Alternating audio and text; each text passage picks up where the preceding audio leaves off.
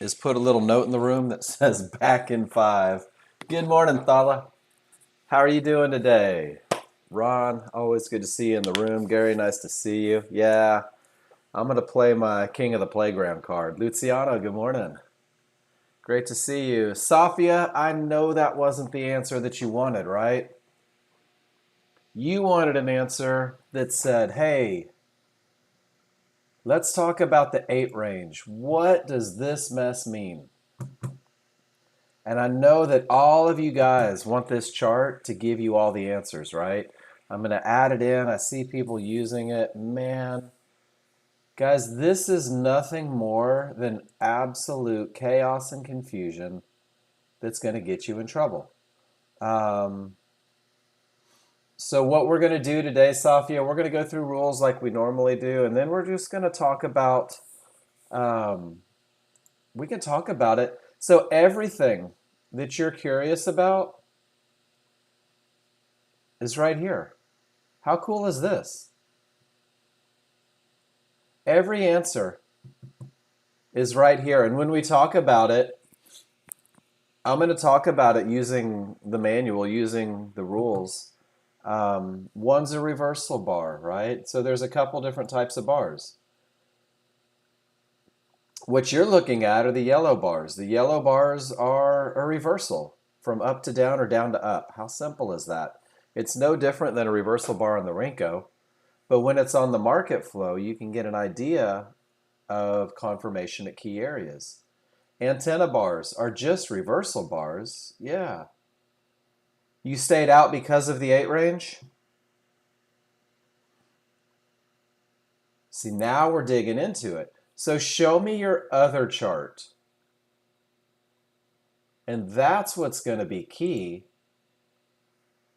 is if you're staying out because of what the 8 range says, there was too much movement on which chart, Safia? I love movement. Movement's how we make money.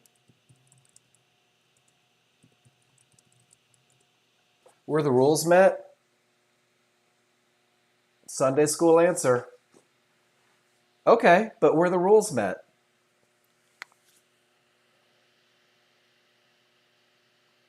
The 5-1's going to go, then it doesn't matter what any chart says, right? Other than the rules not being met. And I know, guys, you're going to get frustrated with me if you're looking for a different answer, but I'm always going to give you the answer. If the rules aren't met, it doesn't matter what your 8 range says. If your rules aren't met, it doesn't matter what's going on the 5-1. Good morning, Mohammed. If you don't have odds favorable momentum and no termination conditions on the 13-2. Does that make sense, Safia? So here's your ES. Small's above the large are wide, they're angled in the direction of the trend. The large are wide, you're coming from a termination condition that creates a full reversal. Everything says up, and you've got an area of support inside of favorable large triggers. So tell me.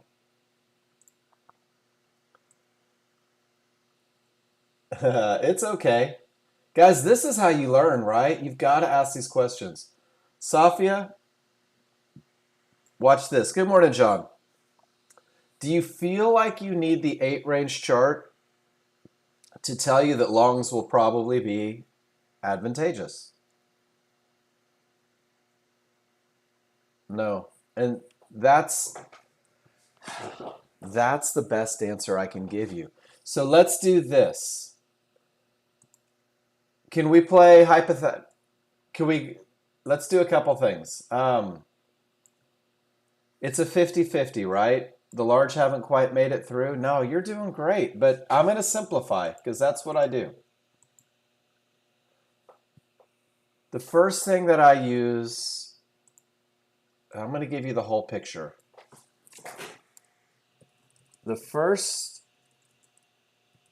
item I look for is confirmation of momentum. If the 13-2 has odds favorable momentum, the 8 range could have the same, and I consider that an advantage. Does that make sense? So if I'm looking at this right here and it's super, super strong, and then my 8 range is all up, small's above the large, well, now all I've done is I've used it as a confirmation chart to confirm momentum. Does that make sense? So that's the first way I use it. And I'm going to give you these pictures so that you can have them.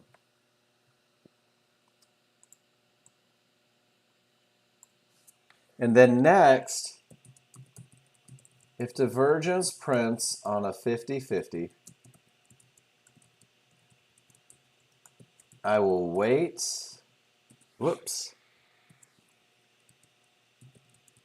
for a market flow signal. Drunk fingers this morning. At the area I anticipate to hold.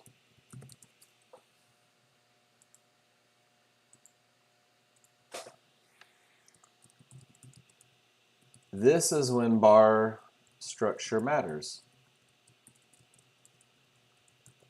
I need a yellow reversal bar. I need an antenna bar, or I need an arrow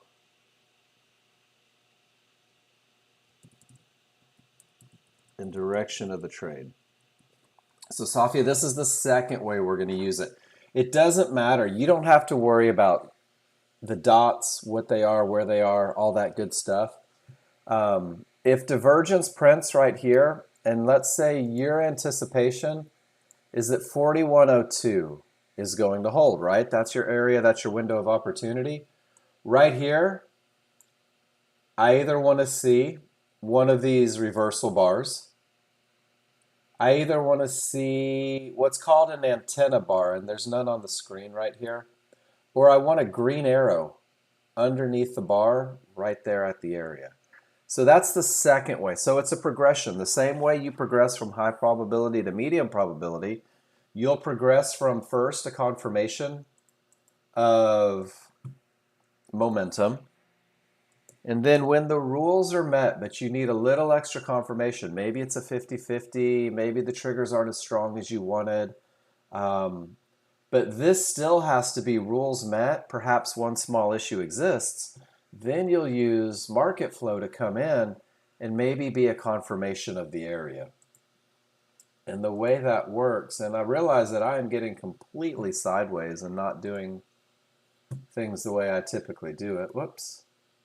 Which is okay. It's my class, right? We can do it. When you go to the tutorial section and you go to that market flow volume analysis section, there are some great examples. So 50-50 trade, strength, you know which area is likely to hold, but you wait for that market flow confirmation. You're saying, man, I've got some things working against me, but everything says down. I'll wait for just a little confirmation to get me into that market. Same thing here. I've got a 50-50. I've got a pretty wide area where the market may go. I had a little bit of divergence. So I'm going to wait at the area in the window of opportunity for a signal just to confirm it. And if I don't get that confirmation, well, then I don't take the trade. And then when I get a reversal bar well beyond the area, well, it's not in a rules met scenario. Does that make sense, Safia?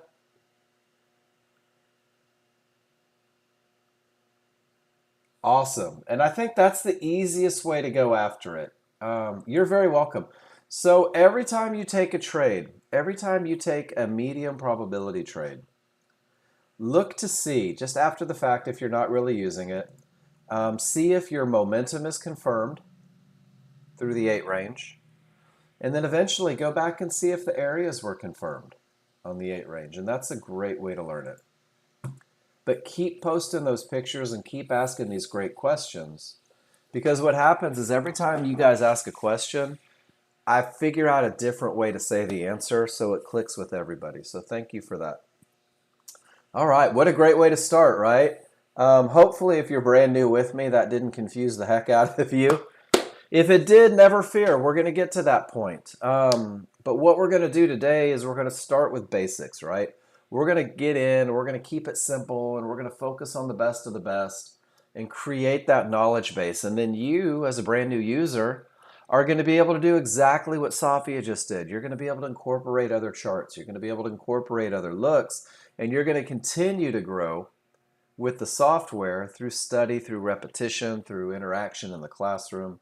But the goal is to lay down a great foundation for you. But before we do that, always check in news each and every morning. If you were watching news at 8:30 a.m., the S&P got a little bit of a bump. If nothing else, it got it moving in the right direction. Um, it just kind of sped it up a little bit. News can create some weird happenings. Medium impact, high impact can make things spike, jump, go all over the place, become a little bit unpredictable. Um, so today at 8:30 we had those medium impacts, and it gave it a little push. 10:30 a.m. crude oil traders. We have crude oil inventories. This is where a bunch of people sit in a room and they wait to see what it says. And if they like it, maybe they buy. If they hate it, maybe they sell. But it can make crude oil jump. So if you're a crude oil trader, keep eyes on it. Then after that, we're home free until tomorrow. And then we're going to have a lot of high impact in the morning. And then we're just going to create a foundation today, guys. We're going to lay down some rules. We're going to study some looks. They're just going to get comfortable with what we're looking at. Everything that I talk about comes from the tutorial section. There really are no secrets with Nexgen. I can't stress this enough. If we have it, we share it. If we think of an easier way to say it, we share it. If we have an observation that proves advantageous, we share it. It's what we do. Your success really is kind of our first goal, first and foremost.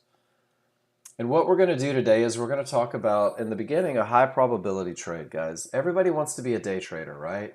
Everybody wants to get in, they want to get out. They're like, man, I can't wait to be a day trader. I'm going to quit my job and buy a yacht.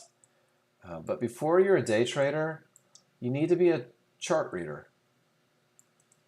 Because the realization of being a day trader is that 90% of what you do during the day isn't trading. 90% of what you do during the day is going to be analysis. It's going to be reading your charts. It's going to be looking for advantages, and then having a concrete set of proven, back-tested, testable rules that have been proven to win more than they lose. That's when that 10% comes in. When the advantages are present, you have a statistical advantages, and it's time to pull the trigger. So focus on being a chart reader. Give it 30 days. I'm going to take 30 days to read the software. I'm going to take 30 days to understand advantages. And by the end of my 30 days, just go ahead and say it. Speak it to the universe if you're one of those people. I'm going to be able to look at my charts and understand where the market is likely to continue. And you will be able to use those continuation points for entries. I'm going to be able to look at the charts and understand where the market is likely to go. You see this every day with Nexgen users. For intelligent targets, recognizing through momentum, through Fibonacci, where that most likely spot is, and then understanding where the market is likely to stop. We call these termination conditions. And if you can identify where the market is likely to stop, it's going to keep you from trading into trend-stopping lines. It's also going to give you an anchor. And that anchor, that termination condition on a big chart, is going to set up the highest success rate trade that we teach, the high probability trend trade. And that 5-1 trend trade, that high probability trend trade that happens after a termination condition on the 13-2, is your best chance of success as a new user. This is a trade that only has 3 rules.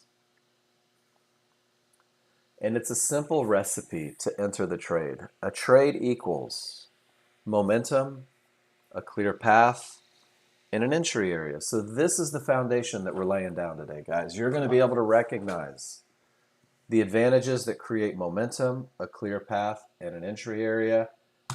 And in the name of simplicity, we're going to keep it on 2 charts initially, right? When you can recognize these rules on two charts, well, you can recognize them on 200 different charts. The same momentum, those strong triggers on a 13-2, rule number 1, are going to be the same strong triggers on a 5-1, an 8-2, a 13-2, a 21-3, a 34-5, an 8 range, a 16 range, a 34 range. Strong triggers are strong triggers, and that's going to be your first rule. And it happens on this 13-2 chart, that large chart, that broad stroke of a brush, giving you the overall temperature of the market. And then you're going to be able to recognize termination conditions. This is rule number 2 for a trend trade. When you have no termination conditions, you have a clear path. And termination conditions are going to hold true on the higher time frames. All those larger time frame termination conditions look exactly the same. So you're going to use this 13-2, this broad stroke of a brush. And when your first two rules are met, when you have the advantage of momentum, when you have the advantage of a clear path, well, then you're going to break it down to a smaller, faster chart. And this is going to be your refinement tool. Hey, good morning, Marshall. You ready? You ready to do some learning today? Day 2 doesn't feel like drinking from a fire hose quite as much. I love it. Ask all the questions. Post all the pictures. Don't be shy. Guys, your entry chart, you're going to be able to pinpoint where the market is likely to continue. Rule number 3 is going to have you doing that with such efficiency that you're going to use a limit order to buy or sell a pullback at an area inside of favorable large triggers. That's rule number 3 of 3. It happens on 2 charts. And it's going to create your ability to read your charts, to become a chart reader. And you're focusing for this first 20 trading days, this first 30 days that you're with Nexgen, for this first 30 days that you're trying to get your mojo back and get consistent again on a high probability trend trade when every indicator on every chart agrees for the trade. This is your foundation, guys. This is 6 feet of cement. Absolutely. On which you're going to build. And then once you start to build, guys, this is when your trading plan grows. After that foundation is established, you're going to begin to look for medium probability trades. And you're going to be able to, you're looking for trades where most of your indicators line up for a trade. However, a small issue exists. And that small issue, you'll be able to identify. Marshall, I'm opening up my TechSmith capture right now. Open up yours and we'll go straight into it. You're going to be able to take profits quickly, manage them assertively, get to a 0 loss level ASAP because those issues exist. And you're going to be able to manage medium probability trades through your ability to recognize high probability trades. So it's a path, guys. Everything is sequential. 1, 2, 3, right? And then it goes into additional information. So build that foundation, ask a lot of questions, and then this will be our segue. Because there really is a 2-step process to becoming successful with the software, to becoming confident with the software as soon as you possibly can. And that's a 2-part process, posting trades in the class. And we're going to go over TechSmith Capture right now, guys, and make sure everybody's comfortable. And then tracking your trades in a performance, your real-time performance in a spreadsheet. Nexgen provided you this spreadsheet when you signed up, when you got a demo, when you bought software. It's in your Nexgen Study Picks folder. And you're going to track everything that you do on page 1. Every time you take a trade, win, lose, or draw, you're going to put it in here, and you're going to talk about what happened. Every time your rules are met, you're going to put pictures into your favorite looks because your favorite looks should be when those rules are met. And we're going to talk about doing both right now. Gary, I had 0 issues. Mine came right up without hesitation. So Marshall, all right, play along with me. Here is my S&P, right? It did come back. I had an order waiting for this, but I had to come teach a class. You don't have TechSmith? Well, then let's start there. Are you ready? Do you have software, Marshall? Try this for me real quick because it's part of the installation. No worries. Go to your search bar. Did you type in TechSmith Capture? Because it used to automatically load it when you got the demo set up. But if not, it's absolutely no worries. Follow this link. And this is going to get you TechSmith free basic screen capture. And it's a free download. And this download literally takes like 3 seconds. It's super fast. So I'm going to click on it. And it's going to ask me if I'm doing Windows or Mac. And of course, I'm going to do Windows because we're a Windows-based product, right? And it's going to give me that setup exe down in my download bar. Once I click it, it is, it is super fast. You have to agree. You click continue. And in 3, 2, 1, there it is. Now I have my capture software. How easy is that? So let me know when you get it. It'll take you 2 seconds to do it. And then once you get it done, let me know and we'll take some pictures. And guys, this is really the most valuable skill I think that you can have, is being able to take pictures. So Marshall, give me the thumbs up when you're ready. And while you're doing that, let's see what Ron did. Ron started us out at 7:47 a.m.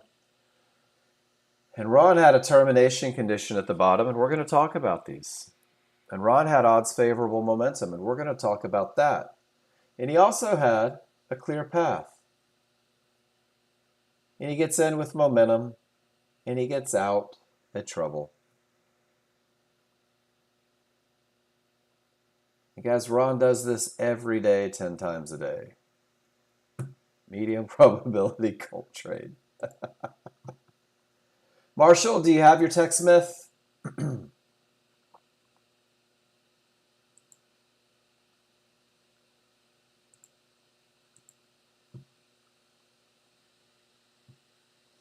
And guys, I know I'm putting the pressure on you when I do this. But I really do believe that your ability to post in the room is going to be directly related to the amount of success that you have with the software early on. No worries. So sign up. Just let me know when you're ready.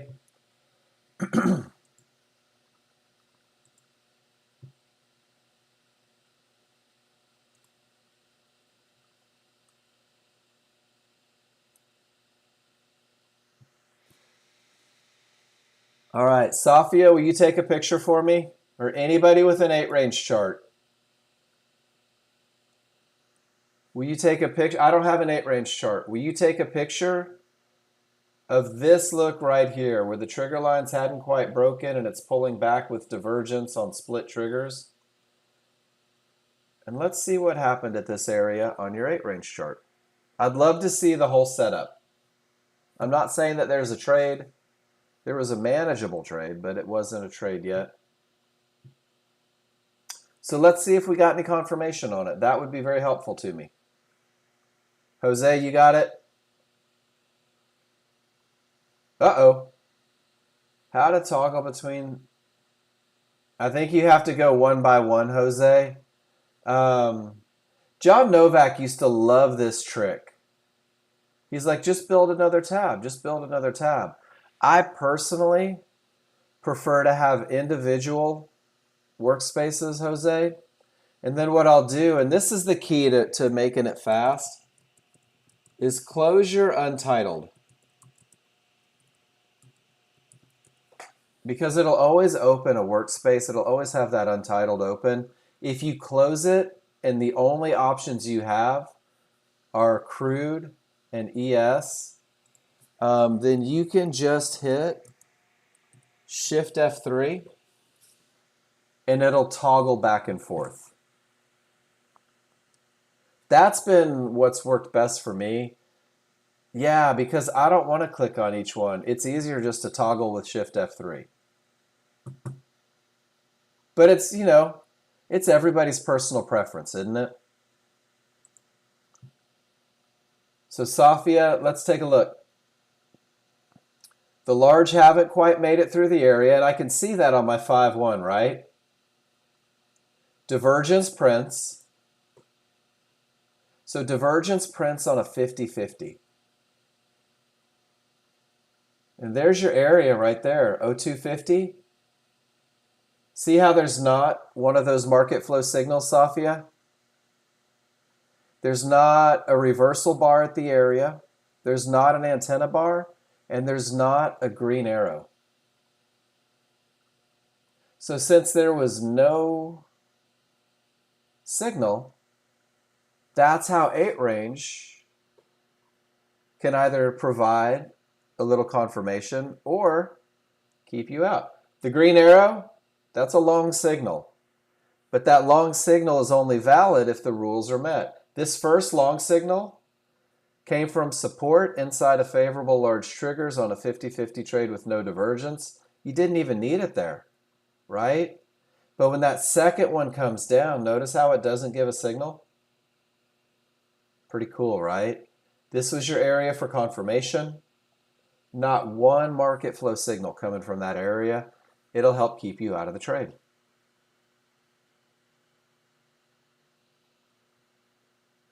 Does that make sense? Yeah. And you notice how you don't have odds favorable momentum? And what else can we see? Well, there's a pivot stop out. We know those can be bad, right? And a reversal bar from a pivot stop out. So you start piecing these things together. But it starts with confirmation. There's no confirmation of momentum, and then there's no confirmation of the area. And then what happens is if you focus on those two simple products, you know, those two processes, well, then you start to recognize a lot of other stuff. And then Safia, of course, because I want to make sure that you get everything you need on this. Go through market flow from Discord. John talks about darn near every pattern. And this is a great thing to do in the afternoon. And then if you have questions, let me know. But he starts talking about beyond confirmation, what these different bar structures mean at key areas.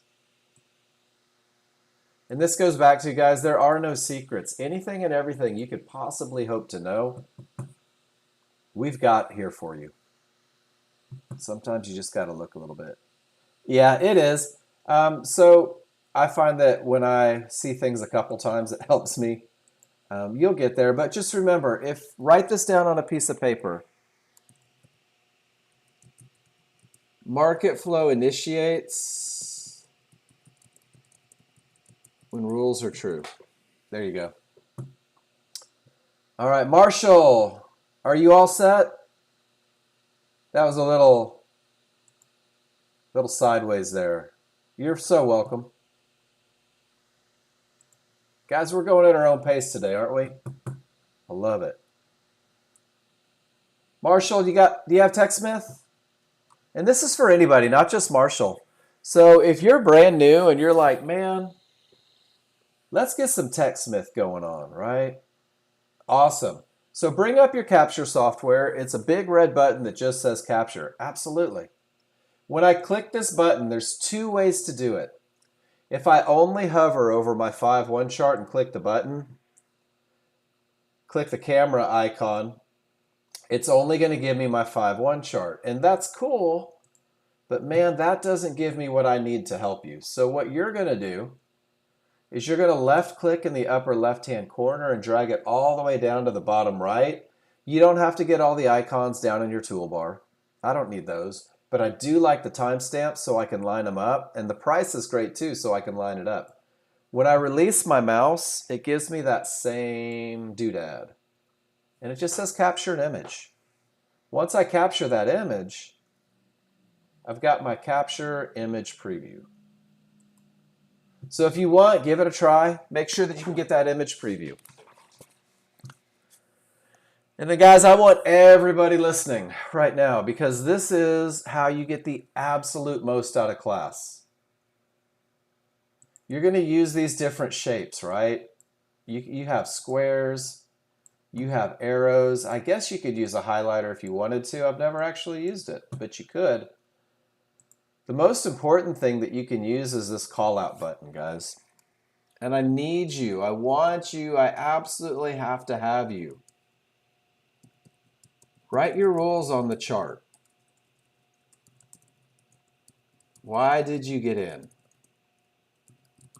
Where did you get in? How were you feeling? Because what happens is this classroom revolves around accountability. This classroom revolves around helping you understand and follow your rules, stick to your plan, gauge advantages. So if you tell me that you had odds favorable momentum and it turns out that you didn't, well, then we can have a little lesson on odds favorable momentum. If you told me that there were no termination conditions, but it turns out there were, well, then we get to take 5 or 10 minutes and get to review termination conditions, because these are the items that are going to help you be successful. And the most important rule to write on a chart I found: did you have an area inside of favorable large triggers? And we're going to talk about each and every one of these rules. Identify your rules being met, because not only is it reinforcing the advantages that they provide, it's burning it into your brain exactly what you're looking for. If you give me a chart and all you have on it is a picture, and you ask me, is this a good trade? I don't know.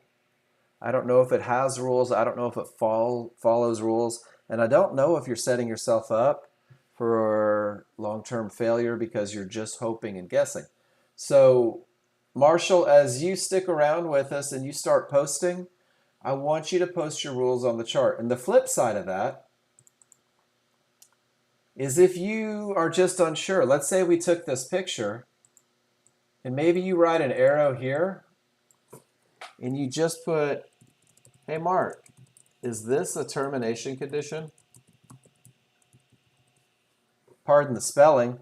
What you've just done is you've created a topic for the classroom. And you're like, man, I need help with termination conditions, so I'm going to put it in the room and I'm going to ask Mark, and I'm going to make sure that I fully understand this concept so that I can build that great foundation, so that I can learn to practice, I can get this repetition.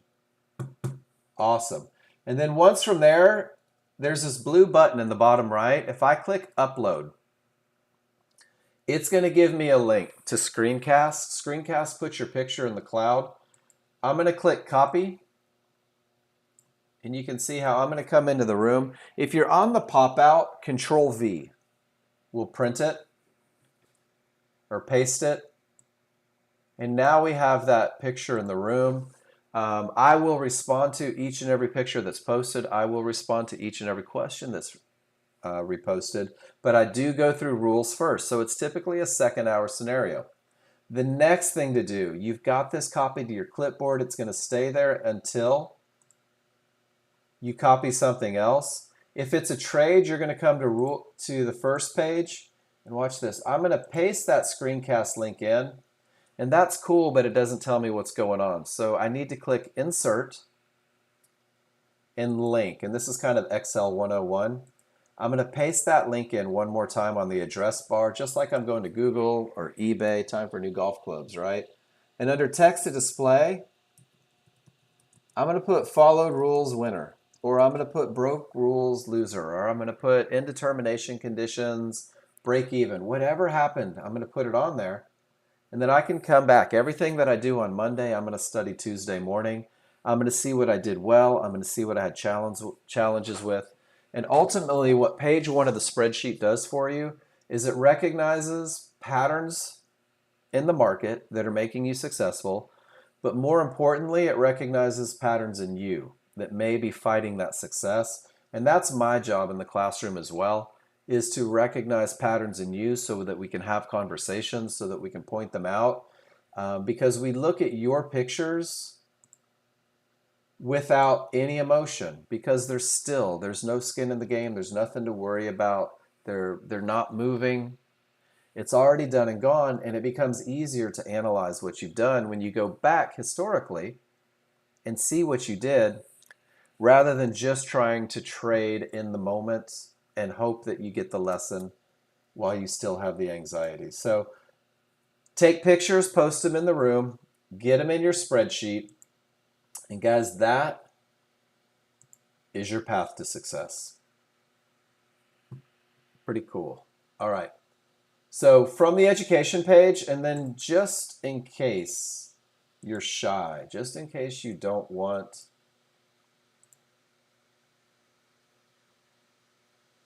there should be an entire section on screen captures in case you're practicing. But Marshall, take a couple pictures, post them in the room now. Just get comfortable with it, right? And now we're going to go to the tutorial section, guys. Let's learn to be chart readers. Bum, bum, bum, bum. I don't think I've ever started at 9:35. What a great morning we're having already, guys. Keep the questions coming. We're gonna have fun. So that trade is what? It's 3 rules. Is that what we decided? 3 rules, 2 charts, 3 very distinct advantages, giving you the recipe for a trade. Rule number 1 says that I must have strong triggers. Guys, strong triggers are going to be the easiest thing you can ever identify. 2 parts to your trigger lines, right? 2 separate trigger lines. You have small triggers, which are these solid lines. They are a faster moving average. And then you have these large trigger lines, these dashed lines. They move a little bit slower. When they work together harmoniously, when the background is green and you're in an uptrend, if your small triggers are crossed up, they're angled to the upside. If your large triggers are crossed up, they're wide, they're angled to the upside. Notice that it says wide, not tiny flat, but wide. Guys, it's the separation between the small and the large. This is like scissors open, ready to cut. This is what we call a strong trigger look. And a strong trigger look lets you know that the odds are favorable for the market to continue in the direction of the trend. In an uptrend, the odds are favorable for the market to continue up. In a downtrend, the odds are favorable for the market to continue down. And you're going to hear me in class a lot, and I want to see it annotated on your charts. Odds favorable momentum. This is your first advantage. This is the advantage of momentum to get you started looking for a trade. You're going to commit to this look because when those small triggers return to the large triggers, like those scissors closing, you can't cut paper if the scissors are closed. This is a weakening of the large triggers. When you weaken the large triggers, guys, anything can happen up or down. As a brand new user, trading is about advantages, the advantage of momentum. If anything can happen up or down, that advantage is lost. You forfeited it. It's not your best look scenario. And what you're going to find is that in an uptrend, you're not going to have odds favorable momentum from start to finish. So you're going to pick off in that best of the best spot, look for those rules to be met to take advantage of continuation of the trade. And what you're going to see on your 13-2 chart, and we're going to study this, is on these 13-2 charts, remember, we're trading 1 bar. You're going to see these tails or these wicks. Each of these tails represents a potential entry on the 5-1, and we're going to learn how to put those together. But start keeping your eyes peeled. Uptrends, downtrends, looking for entries when the momentum is there. Is everyone cool with that? Give me a Y in the room. Odds favorable momentum. You've already mastered it. You don't even know it. Pretty easy, right? Well, once you have the advantage of momentum, it's imperative that you have a clear path, which means don't trade into termination conditions. Remember those termination conditions where the market is likely to stop, may reverse the market. What are the areas? Divergence highs and divergence lows. And guys, all divergence means when this negative number prints, when this cyan line from a low, this magenta line from a high prints, let's keep it simple, right? What is divergence? Divergence is a loss of momentum. That's all it is. And remember that our first advantage is momentum. So when price reaches a divergence low or high, we're going to see if it's likely to stop the market. We're also going to use red Fibonacci resistance, blue Fibonacci support. yellow 1-to-1 dots. And the idea is that we're going to take these areas and we're going to do a simple comparison. The recipe for determining a termination condition really isn't difficult. If price reaches the area, in this picture, price reaches Fibonacci support, absolutely none of the trigger lines break through support. This is your cue. No more short trades. This is an area that may reverse the market. The market reacts to Fibonacci. It's in your best interest to wait for that clear path. And a clear path is established when both the small and the large triggers get through that area. So just identifying first, let's keep it easy. Price reaches resistance, 0 triggers through. Don't go long into resistance. It may reverse the market. Price into support, absolutely no trigger lines through. Don't go short into support as a brand new user. It may reverse the market. It may create a reaction large enough to pull you out of what you were hoping was a great trade. Guys, this right here exemplifies 90% of what you're doing is just reading indicators and waiting for advantages. Look how the market comes back up. Remember, it's just a fight between buyers and sellers. It comes back to 2 sets of resistance and a divergence high, and it creates what we call a pivot stop out of a divergence high. When price trades above a divergence line or below a divergence line, and then back to the other side, don't take any more long trades. When it happens at Fibonacci resistance or support, it becomes even more powerful. And we're going to come in for one quick definition. This is what we call a strong top or a strong bottom. And this is defined as when a termination condition creates a full reversal. When a termination condition creates a full reversal. Large go from green to red, provides you odds favorable momentum. Same thing from the bottom, termination condition, no triggers through. Creates a full reversal, provides you odds favorable momentum. And guys, there's one of those tails. That's your best of the best. That's your first 30 days. This is a trade that typically wins 70 to 80% of the time. This is your focus in the beginning. And remember, we're looking at this on the 13-2 chart, right? And then here is your is it broken picture. And I'm going to put this in the room. Rule number 2 in one picture. Price reaches resistance. No triggers break through. The area is not broken. There is no clear path. And you guys all remember that a clear path is the second part of the equation to get you into a trade.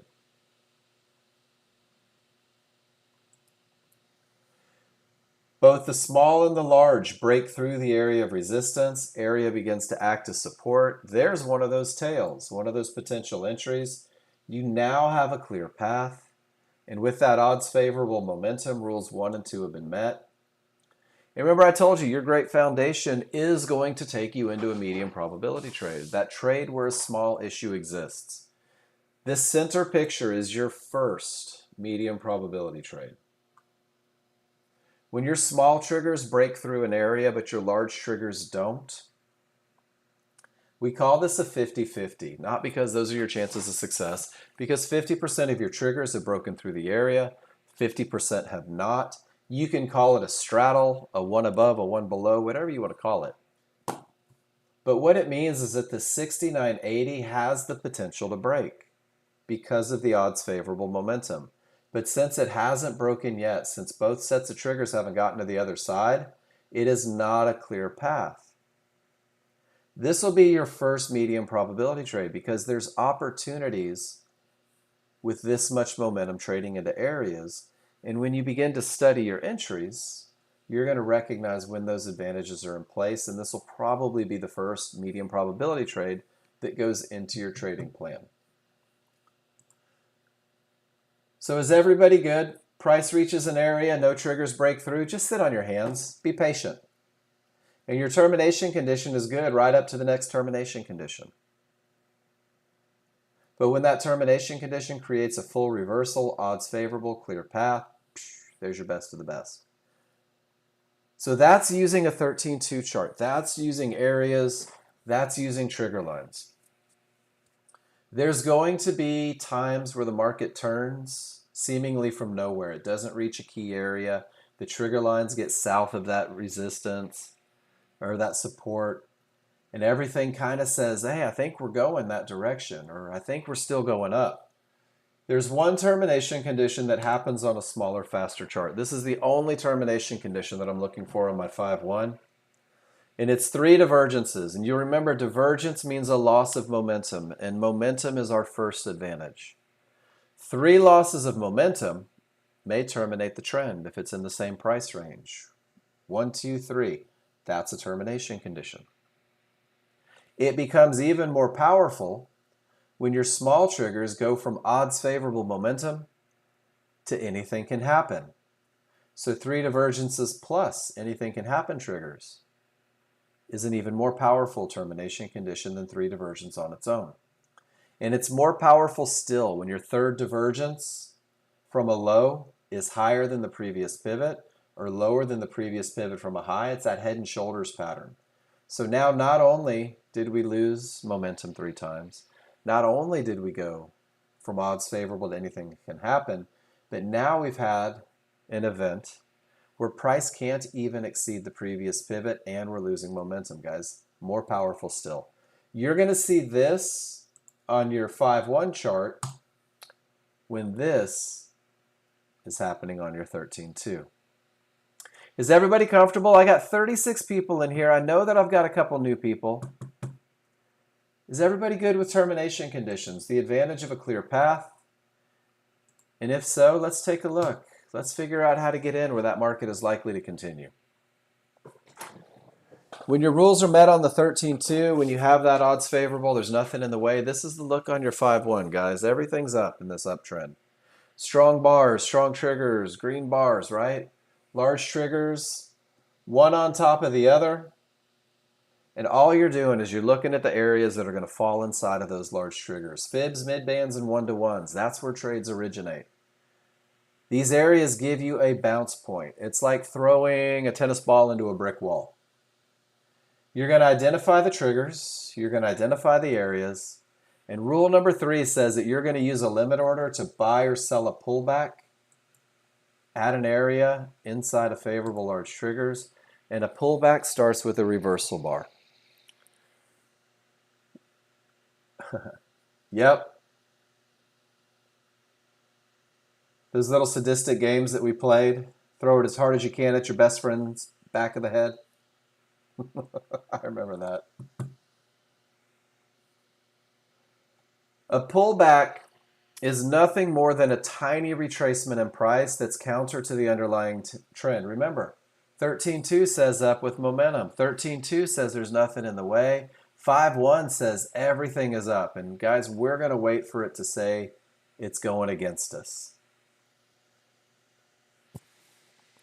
And this reversal bar signals the beginning of the pullback.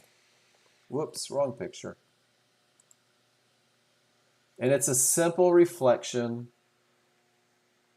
of large crowd mentality, giving you momentum, giving you a clear path. And then there's those yahoos that have to fight momentum, that have to fight trend. They're going to create your pullback. So when this reversal bar happens, you're going to identify your highest point of support to your lowest point of support inside of favorable large triggers, guys. And that's the key right there. Highest point of support to the lowest point of support inside of favorable large triggers. Inside of trigger lines, large and synthetic, that are overlapped, that are strong in the direction of the trend. Because what happens is these favorable large triggers are going to create a tiny window of opportunity. Your window of opportunity is from the highest point of support to the lowest point of support. Or if you're looking for a short, it's from the lowest point of resistance to the highest point of resistance. Your job as a rules-based trader, trading the solid methodology that's been proven to win more than it loses when you execute properly, is to activate a limit order at the top of that window, maybe even a tick or two above, Because remember, the 13.2 is screaming to the upside with absolutely nothing in the way. And if that market pulls back, gets inside that window, you're in a long position right here at 79.21. And you're in that long position for no other reason than your rules were met. You had strong triggers providing the advantage of momentum. You had no termination conditions providing the advantage of a clear path. And you use that limit order at an area inside of favorable large triggers, and it gave you an entry area where the market is most likely to continue. Guys, this is your recipe for success. This is your foundation. This should be your focus for 20 to 30 days. And ask anybody in this classroom who's been with us more than 30 days. It becomes easy to recognize. It becomes easy to practice. And then you'll grow from there. Your initial stop will go below the window of opportunity where the market shouldn't go, right? Because if the market continues down, well, then you no longer want to be in that trade. And anything, and I'm going to say this as loud as I can, anything that wins 70% of the time is mathematically obligated to lose 30% of the time, which means that you will have the perfect trade 7 out of 10 times and not reach your profit target. But the flip side of that is that 70 to 80% of the time on this highest probability trend trade, go back and back test it. It's profit target reached because of the advantages present. Because you waited for the pullback to areas, once that reversal bar prints, you can reduce your risk below it, maximize your profit potential because you waited for that little pullback and it bounces right off the areas. Guys, this is your highest probability trend trade. This is your best of the best. This is your foundation. Keep it simple. And then I'm going to put the two together. And this is what we're going to do to help get those pictures, to help get that study. Strong trigger lines, no terminations. Rules 1 and 2 are met. On the 13.2, guys, remember I said these tails are potential entries? We don't trade the tails. If you try to trade the tail, that trade's going to be so far gone. This is a study tool. This is an after-the-fact study tool. If I circle that tail and it lines up with an area of support inside of favorable large triggers, well, then I know that I have a rules-based trade. My job is to take this picture and put it into my spreadsheet so that I can go back and study it, guys. I've got about 160 pictures of rules-based entries here. This is my only goal as a brand new user is to get to the point to where I can recognize these rules. And you don't get odds favorable momentum all the time. You don't get a clear path all the time, especially during times of consolidation. But if we scroll back on that 13.2, I've got strong triggers, I've got a clear path, and if I circle that tail right at 7:05 a.m., what's it look like on the 13.2? Well, it looks like a pullback to an area of resistance inside of favorable large triggers. So if you're brand new with me, can you give me a Y in the room if you see what's going on here? Look at that. Here we had a termination condition. We hadn't broken through yet. Even though the market went down, it's not a rules-based trade. But here the smalls are through, the large are breaking through. I have odds favorable. I have a reversal bar and the market pulls right back to resistance inside of favorable large triggers. And it goes all the way to Fibonacci support, where the market is likely to stop. What a great place to take profits. Guys, this is your trade. This is your first 30 days.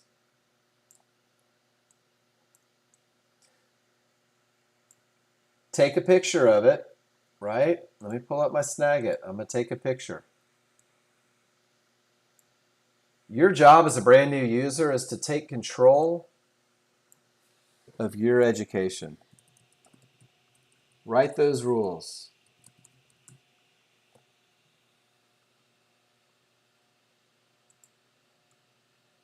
Right there, David? That divergence pushed me right back to my perfect entry, didn't it? And I'm glad that you said that because this is a pretty awesome lesson. Are you ready? And this is why we use the two chart system.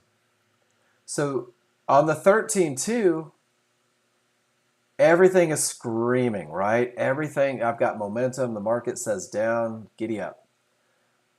I'm looking for rule number 2 on the 13.2, right? I'm looking for that comparison of areas and the trigger lines. Price reaches 1-to-1s, no trigger lines go through. Well, I'm not taking that trade, right? I'm letting the 13.2 do the driving. I'm letting the 13.2 lead the way. And I want you to remember that your 5-1 is an entry chart, and there's really only one termination condition that I care about on a 5-1. Let me scroll back down. And I'm looking for 3 divergences. And David, this really helps a lot. So that first divergence, even from a fib, man, it pushes me right back to that area inside of favorable large triggers, right? It's that small chart mentality. It's that little push that I need to get to an area of resistance inside of favorable large triggers. And that's exactly what happened here. It's only one, and it's just enough to get me right where I need to be to enter the market. Does that make sense? And then, yeah, so the flip side of that is let's see if we can find, let's go back and see what happened here. Everything says up. The first divergence puts me back to the perfect entry. The second, lower divergence, now with weaker triggers. Do you see how it pushes it lower? And that's one of those 50-50 trades. One divergence with strong triggers, I'm thankful for it. It gives me an opportunity. When those divergences start to stack, yeah, no worries. That's the magic of the class, isn't it, David? Is being able to come back and ask these questions. So here we go again. Here's one of those 50-50 trades. Let me scroll back to 838. Small's above the large are wide. But the large haven't made it through the area yet, right? So this area is not broken. Even though it's close, you can even see with your synthetics, it's not broken. No divergence on the 5-1 creates an opportunity to take that trade up. A loss of momentum on a medium probability trade can adversely affect the outcome. So you can use those single divergences, those double divergences, and you can kind of identify where there's going to be problems in the market. But just one, I'm a huge fan. Gives me a push back to that best of the best area. It's when they start adding up, that's when it becomes a little disadvantageous. Is that a word? Disadvantageous? Am I making up words? That makes sense, David? Great question. Awesome question. So then getting back to this one, strong triggers, we're all good. Strong triggers, little window of opportunity, right? And I have to write it. I have to write area inside of favorable large triggers because I'm reinforcing what I'm looking for. And then David, your annotation would be this right here. Oops. One divergence on 5-1 isn't a deal breaker. It gives me the push to my entry. So now what you've done is you've said, oh man, I had this misunderstanding, and now I asked the question, and Mark gave me a little clarity. I'm going to go ahead and annotate it. I'm going to write it out once so that my brain remembers it. That's how my brain works. Not everybody's brain works that way. I used to take notes in class and never look at them because if I wrote it down, I was good. And some people are like that. So you'll take this, You're going to upload it to screencast, right? We're going to make sure that we get that screencast address. And once I get it, I've got two jobs. My first job, win, lose, or draw, even if I miss the trade, put it in the room. Talk about what you see, right? And if we can all agree that the rules were met, and I feel like we can, I'm going to go put it in my spreadsheet. And I'm going to call it a rules met short. And now I can go back and I can study these over and over. And if I took the trade, well, then I need to put it in my sheet here so that I can go study this trade tomorrow morning and make sure that I get it again. And I'll call it a rules met short. And guys, this is your path. Take a picture, whoops, get it into the room, write your rules on the chart, guys. I can't stress that enough. Your annotations are the most important part of your education. So what do we see on the S&P? Price reaches support, no trigger lines go through, right? Termination condition? Is everybody comfortable with that? And what happened? There's an area of resistance inside of favorable large triggers, and it blew right through it from a termination condition.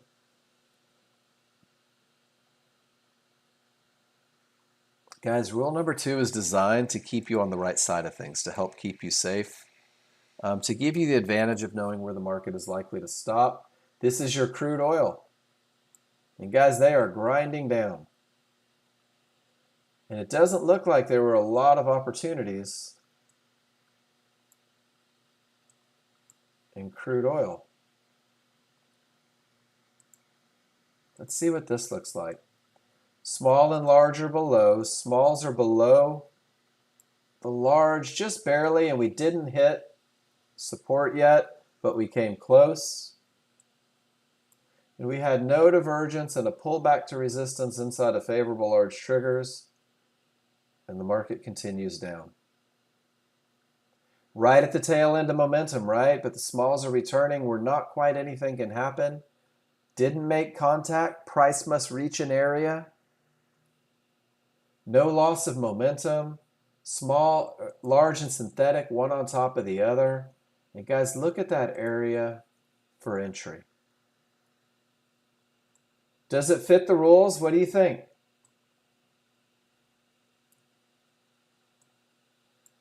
Could you take this to a court of law and say, guys, here's my rules. This is my high probability trend trade rules. And if you need a little help with it, here's a high probability trend trade checklist. You can begin to police yourself, know exactly what you're looking for. Whoops.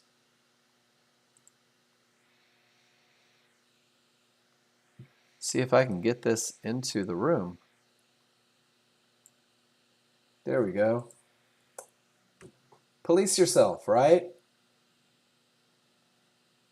And then if you're using Snagit instead of Capture, which I like it, it's like $64. I can take this picture and I can put a checklist on it. Am I coming from a good top? I can't even tell. I don't know. I'll say no.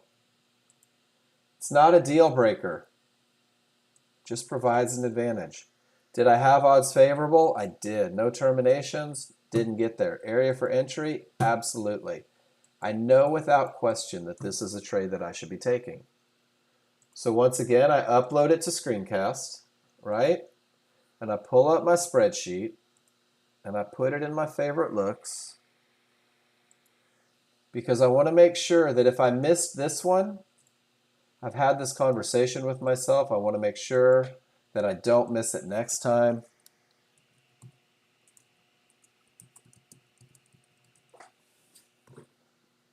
And then, of course, the next thing is I have to make sure that I get it in the class so that we can have a conversation about whether or not those rules are met. And just make sure that I am following the rules, guys. Let me be your accountability piece.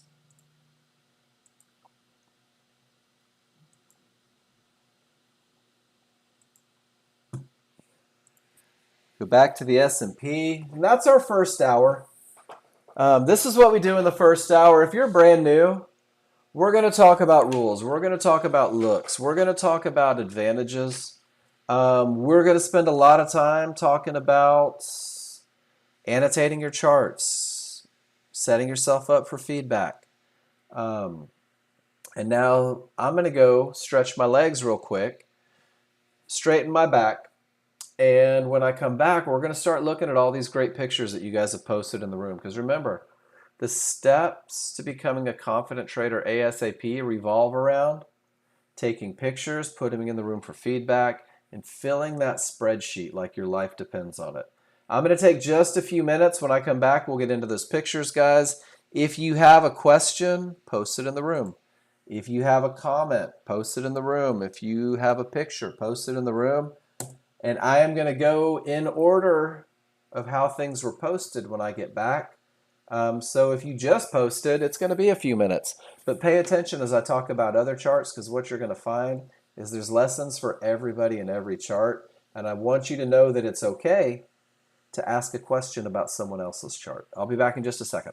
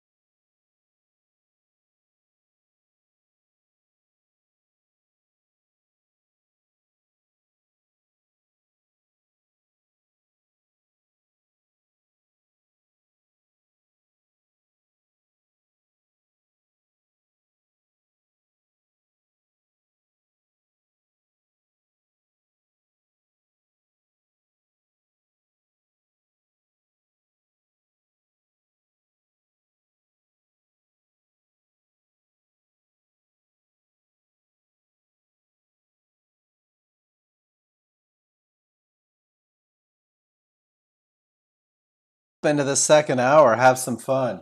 You guys want to see one of my favorite things about Fibonacci? And one of the reasons I think the software is just absolutely amazing. And yes, I am a little biased. And it's okay. So the market is nothing but a fight, right? The market is a fight between investors, between buyers and sellers, right? And there are big money investors, and I like to think of these guys as the sharks. These are the guys creating tops, bottoms, reacting to key areas. And we can be remoras. We can let these guys establish momentum. We can let these guys give us a clear path. We can identify, because we have Nexgen, where they're likely to react. And we can take our little piece of the puzzle as a high probability trend trade in the beginning, maybe as a high volume area trade later on. But we don't ever have to be first. We don't have to be the first ones in to get paid. We don't have to be anything other than patient, waiting for our rules to be met. And one of the things that happens when you have Fibonacci is you can see that the sellers pushed all the way to support and couldn't do anything with it. They lost momentum. The buyers pushed back and tried their hardest, lost momentum. Large triggers didn't break through the area. And then it pushes back to support and back to resistance and back to support and back to resistance and back to support and back to resistance. Guys, what you are seeing are two very key areas, right? What's happening right now is you have identified, because you have Nexgen, these bouncing points in the S&P. These areas where these sharks are having this huge fight. And the cool thing is you can just say, I see the areas, I recognize the fight, I want to be here or here. And I want to stay out of the way of that feeding frenzy. I'm going to let these guys figure it out. They're winding up for something big, right? So we're looking for those rules to be met. Guys, this is one of my favorite advantages that Nexgen provides, is the ability to identify the key areas where deep pockets are fighting and staying out of trouble when they do. I hope that makes sense, because you'll see this a lot. I'm going to scroll up to the top, guys. It's time to look at what you've done, to talk about what you've done, to look at your charts. We already saw Ron's. So Safia, we're going to start with you. Safia is showing me a trade from yesterday, which I think is great. And she's using her rules, right? Continuation trade. I don't know if, I think that means trend trade. Did you have a good bottom or a good top? No. Safia, what you had is a termination condition, right? You traded into an area likely to stop the market. You don't have odds favorable momentum because those small triggers are inside, so you're giving away two advantages. But you did have an area for entry inside of favorable large triggers, so you took the trade. And you took it above the area. Actually, you don't. You don't have an area inside of favorable large triggers. Your large triggers are below you. So you just kind of hoped that this mid-band would hold. And it did. You got paid. But your area is not inside a favorable large. So you don't have the spot where the market is likely to continue. You have a termination condition. You don't have a clear path. And you don't have odds favorable momentum on either chart. It worked, didn't it? How many times is trading into that termination condition without momentum going to work for you? I like that you managed it aggressively, but this is a pretty low probability trade. Yeah. That was the, and correct me if I'm wrong, and guys, I may be off base sometimes. It's always okay to say it. That was the dagnabbit, look at how far down the market went, and I didn't get paid. So I'm going to try one more on exhausted market, and it worked out great for you this time. And I'm always happy when you guys win, but I don't just want you to win today. I want you to win for the rest of your life. Today's trade, let's see what we have. 50-50 trade, right? Smalls below, large above. You take your entry at resistance. It does go to the top of the window, which happens sometimes. Stop keeps you safe. You take profits, and you take profits. Nice job, Safia. This has a lot more advantages than the last one. Nice job. Here's your entry on the second trade. Let's see what we have. Once again, 50-50 trade, right? Smalls below, large above. Beautiful entry at resistance inside of favorable large triggers. And then here's your exit. You said you should have had more patience to stay in. Can we talk about that?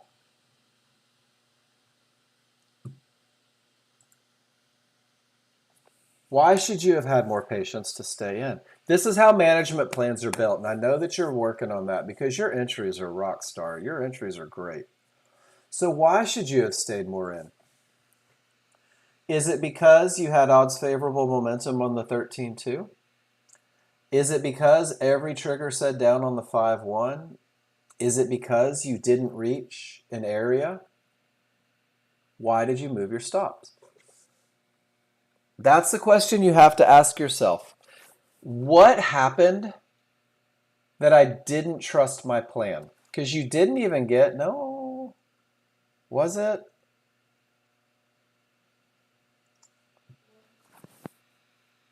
So there's two things to look at. Safia, you give me the best charts. I want you to know that. There's so many lessons. At the time of your entry, you put a checklist over it, right? Was there anything on the 13-2 that said we wouldn't make the next area? Absolutely not. So this is your large chart. And let's go to refinement picture. And guys, this is the hardest part about management. I'm not going to lie. It's reminding yourself that the 5-1 is a smaller, faster chart. That what happens in one bar with all of these advantages, Safia, look at this. It goes down, it goes up, it goes down, right? You may even get another little hitch in there, and you get these little up bars. But ultimately, the 13-2 says down with momentum. Does that make sense to everybody working on management? If you focus on the ticks on a smaller, faster chart, you're going to drive yourself nuts. And you're going to get out of trades long before you should, even though all of the advantages are present. But if you remember why you got in, and you remember that you're looking for resistance inside of favorable large triggers, and Safia, if you do that, what you're going to realize is absolutely nothing changed. None of your reasons changed for getting in.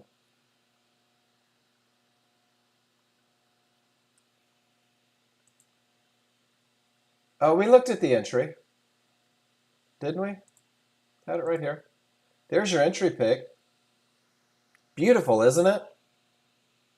Isn't that a gorgeous trade? With so many reasons. But because the market didn't straight line, you got nervous, right? None of those reasons changed. It was a great trade. None of your reasons for being in changed. And that's what I have to do in the live market. If I have smalls below the large, if I have it, and if I enter right here at an area inside of favorable large triggers, that's only my entry. The 13-2 is going to be what tells me what's likely to happen. Until three divergences happen in the same location, Safia, or until those small trigger lines get to the other side,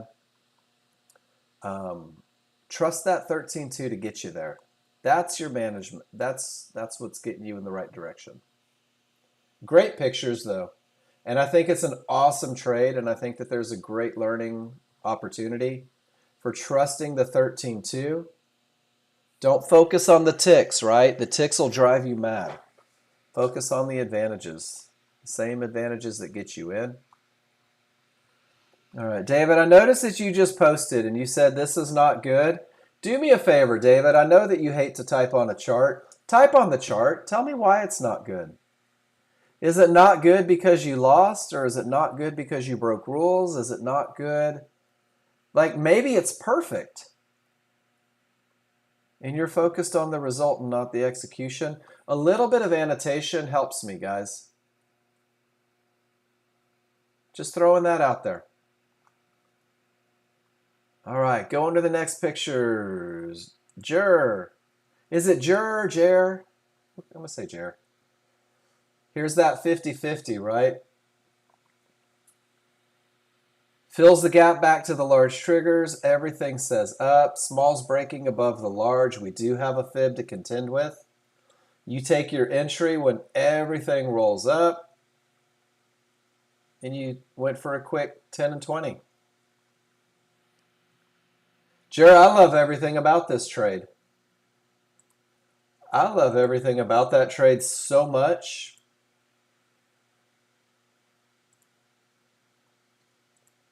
That I took the exact same trade. Nice trade. Oh, Safia, that's the one that you gave me. Just to see that. Gary, let's see what you've got going on today. So guys, remember, we're talking about entries. We're talking about exits. We're looking for management opportunities. The whole idea is that we continue to grow. Gary, it just came up. This is the first one I have from you. Small's below the larger wide, they're angled down, divergence. I'm not sure why you were waiting for a market flow signal there, but it worked for you, didn't it? Was it because it was a pivot stop out, 50-50 with divergence? Safia, this is a great example of when waiting for that signal at the area when it's a medium probability trade, right? Isn't this awesome? He's got rule 1 met. Rule 2 is a 50-50. Divergence prints, even though the window's small, he says, you know what? Let's get a little confirmation. And you didn't get it. Gary, great job sticking to your rules there.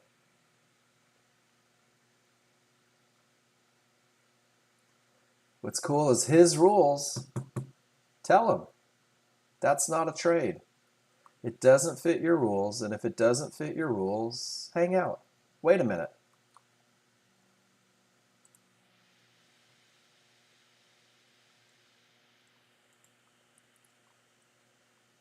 And then there was that perfect 50-50. We talked about that one earlier. 50-50, no divergence, strong triggers, tiny window of opportunity.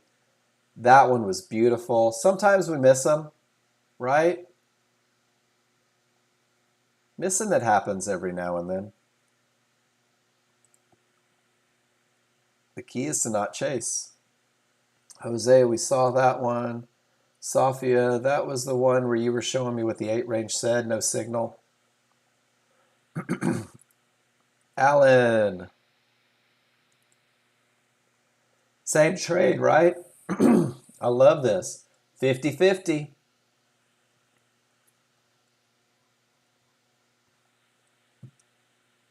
That's it. But Gary, isn't it simple? What do your rules say?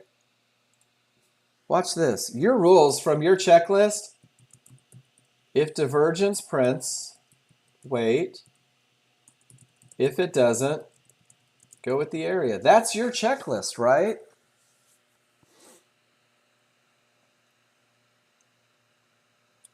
So the biggest challenge isn't to wait or not wait. The biggest challenge is you deciding whether or not you're going to follow your rules for that trade. I know because I do it too, because it turns out I'm human like the rest of you. You know exactly what your rules say. The only thing you're in control of is whether or not you follow them. That's the hard part of trading, guys. Doing nothing when your rules say do nothing. Alan, I love this trade. 50-50. And guys, one of the reasons that your synthetics on the 5-1 or the 13-2 is it lets you identify when it hasn't broken through yet. 50-50, no divergence, strong triggers, perfect entry, virtually no risk, quick profits. Alan, from a management standpoint, can I ask you, If divergence prints on a 50-50, do you take the trade automatically?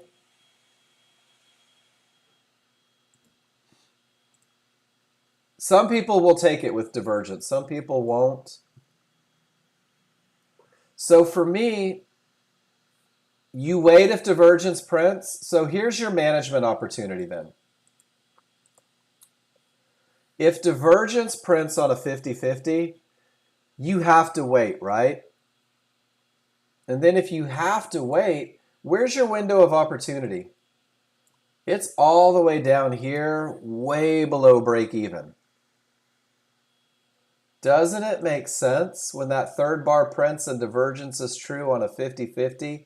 Because if you have to wait for an entry, then it doesn't make sense to hold, right? Why not get paid and then reassess if that divergence is going to be the deal breaker on the 50-50?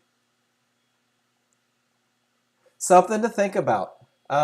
Every pullback when I'm in a trade, I'm going through, are my rules met? Are my rules met? Are my rules met? And if my rules are met to get me in, for example, right here, and they're not because it's not in favorable or triggers, well, then break even makes sense. But if my rules aren't met until all the way down here, I'm going to get paid and see what happens. That's just me. So a great opportunity to go through and annotate the chart, work on that management a little bit.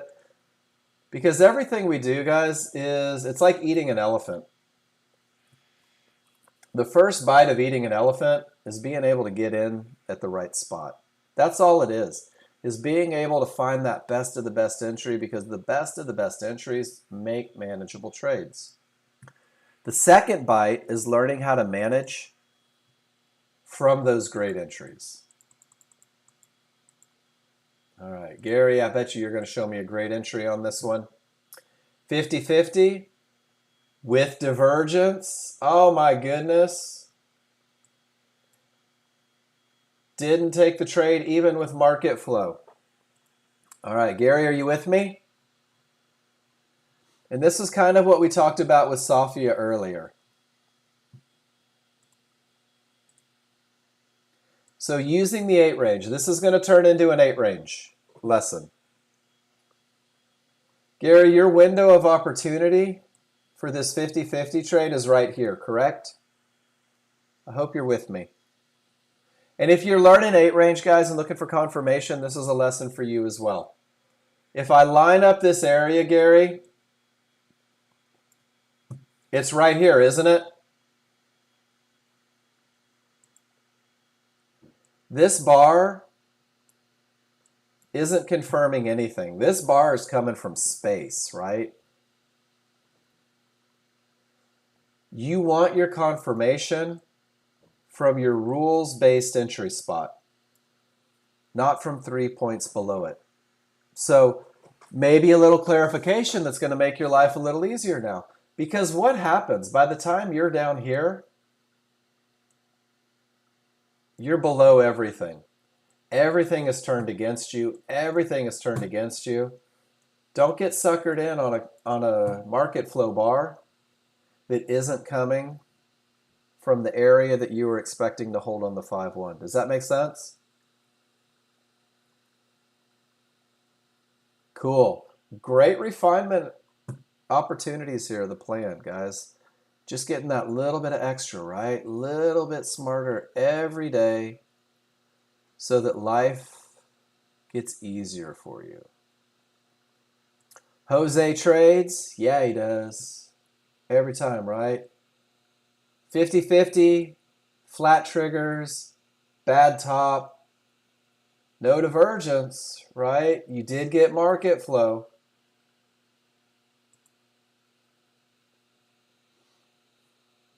Jose, the only question I would ask myself, is this my best look? The smalls are through, the large are flat, right? Look how flat they are here. They're so flat that they're like 2 ticks wide. There is zero strength in this look. And then your area inside of favorable large triggers is still even higher. So this kind of goes into Gary's thing. It's these one-to-ones that are the bottom of the window. So we didn't even reach it yet. So this confirmation isn't quite the right confirmation. And then when we hit this one, we don't get confirmation. And this high volume area suggests that there's going to be problems with flat triggers and small triggers up and everything going. I like the idea behind it, but those large triggers on the 13.2 just weren't giving you the advantage that you needed, right? When we go back to, I love going back to the rules. Both triggers up and wide. Both triggers down and wide. Words are important sometimes. And then, Alan, you said this was better annotation. Expecting a bigger bounce from the 21 midband, and it pulls right back to the large triggers. Odds favorable, area for entry. I love everything about it. Great job. Safia, let's see what you got. And guys, remember, if you have a question, oh, you traded crude inventories, Phil? I think we all make that mistake about once a year. All right, Safia.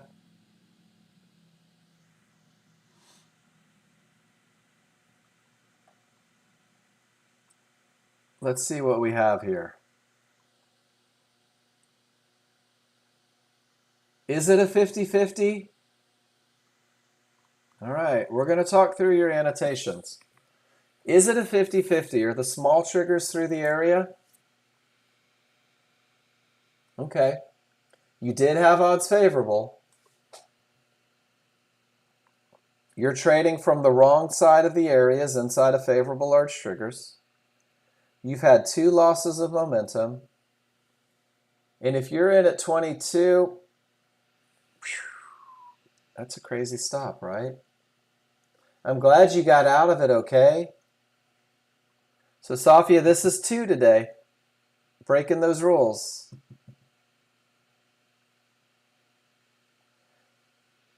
And why didn't you move your stop behind the reversal bar? Just curious. Why, after 2 down bars from the area where you got in, why would you still leave 12 to 14 ticks of risk on it? The answer is typically I hoped it would go down. You get to target 1 and then you move the stop below the entry. So you don't have any management until your first target's hit.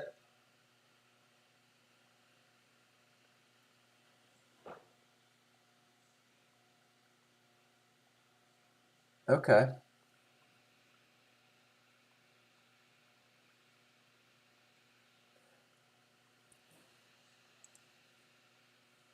Okay, so you move it after target 1. No problem. As long as it's your plan, right? As long as it is your plan. I like it. Just staying consistent. All right, what's next? All right, Dave. We got a few from you. Let's check them out. Dave's a big fan of that momentum style, right? So you went short. So you got a 50-50 losing momentum. That's a rough short. Not a clear path. And David, I think that was maybe a challenge yesterday.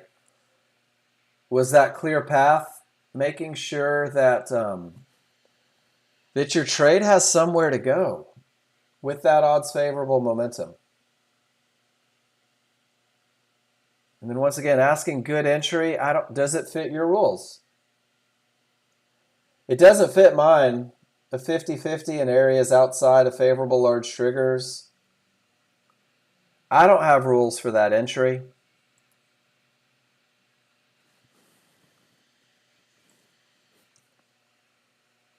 And now you're looking at a short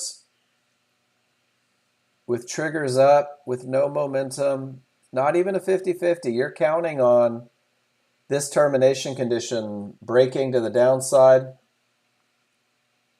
And now you're waiting on the break here.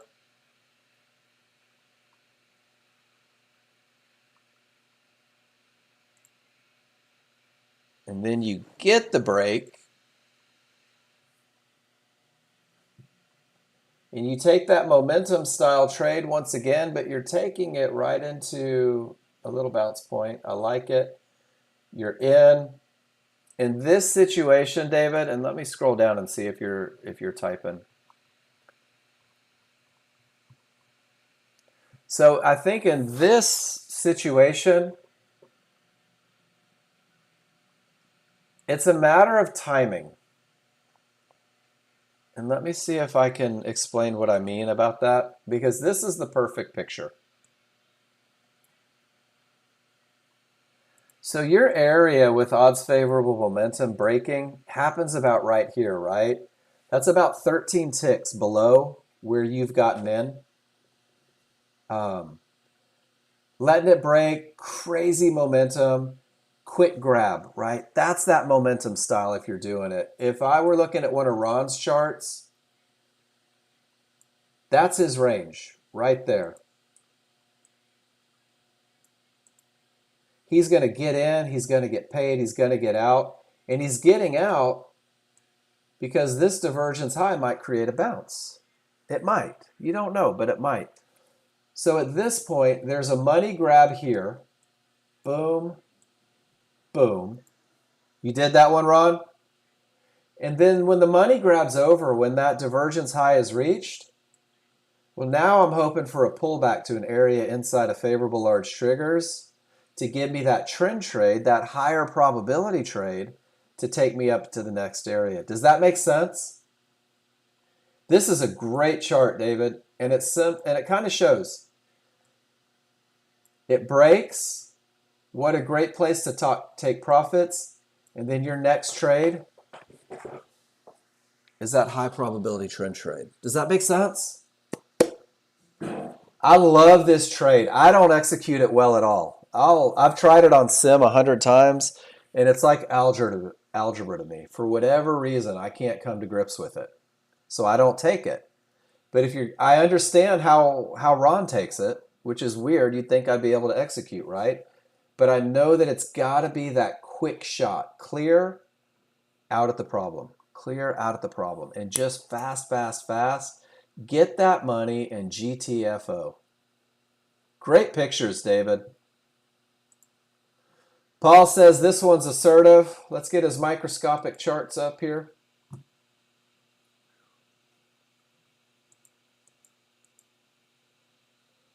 Weak triggers at support, 1-to-1s.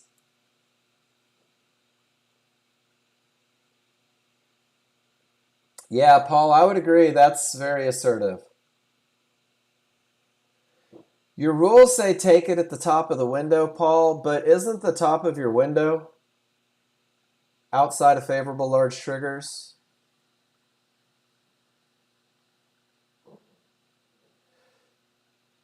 Just saying. Safia, you said, should I have not moved it after my first target win? Safia, only you can come up with your trading plan, with your management plan, what's comfortable for you. But let me share with you where I was going with that.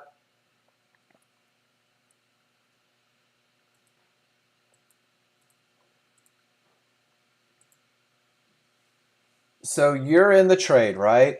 You're taking your short, you're feeling good about it, and your stop is where the market shouldn't go. I think you're pretty consistent on that one, right? You're good with stop placements. So some people, once a reversal bar prints in the direction of the trade, once that reversal bar says, hey, with that momentum, with those no termination conditions, with your absolutely spectacular entry, the market's beginning to do exactly what you anticipated it to do. And because it is, a lot of people will take that stop from beyond the window of opportunity and put it 2 ticks above. And then once that stop is in place, they'll either get stopped out or their first target gets hit. And then when their first target gets hit, then they go to break even. And Safia, the step that you're not putting in your plan, which is totally okay, is reducing risk when that reversal bar prints. All right. I'm going to go back to your picture. You ready?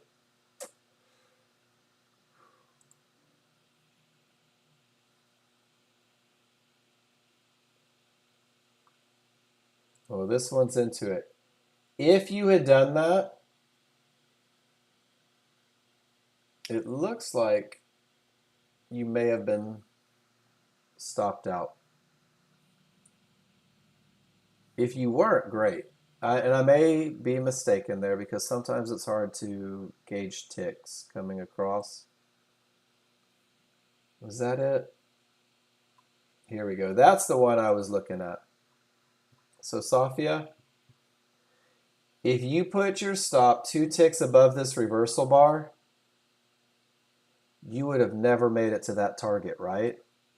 You had the, and this is into a termination condition. You had your entry, you had your reversal bar, and then it continues up 13 ticks. No, I'm sorry, 11 ticks beyond your entry, and you managed to stay in it all the way down here. So that's the step that you're skipping. Once it's going that right, you can show me all the examples you want.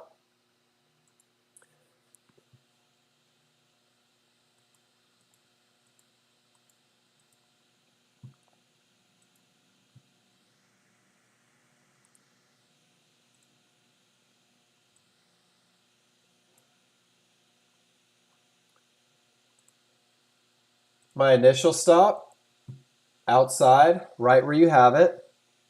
Reversal bar prints. I reduce risk because it's already done everything that it's supposed to do. You don't have to. You don't have to do that, Safia. I'm just saying, once this thing is already going in the direction of the trade, you are 6 ticks in,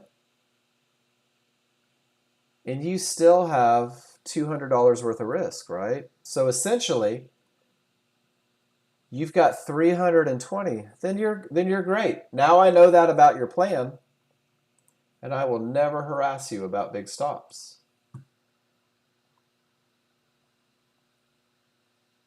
I did not know that about your plan, so we're good. I love it.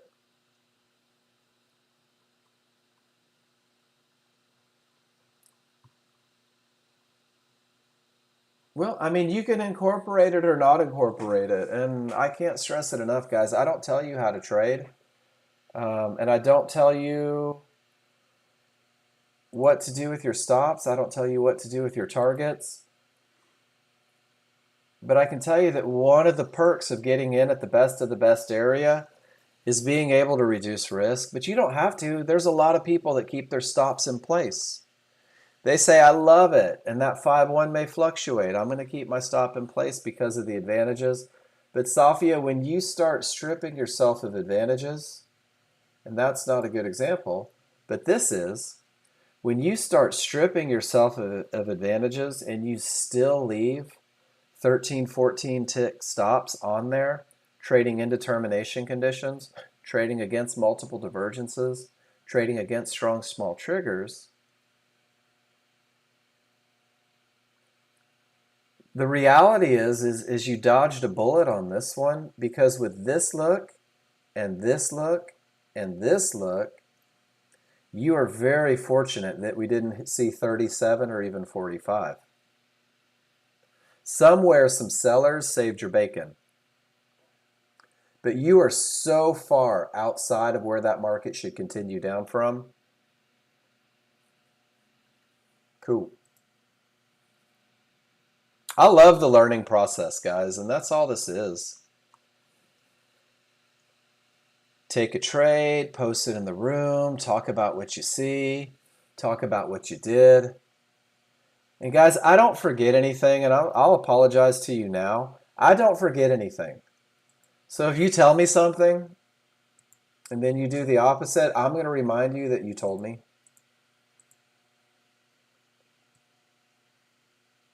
And then Paul, there's that same one. You say take it at the top of the window, and you did. You took it right at the top of the window.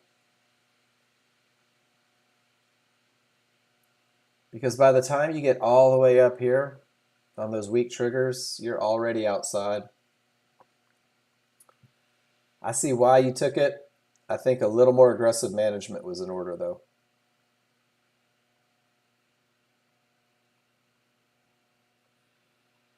With that much weakness,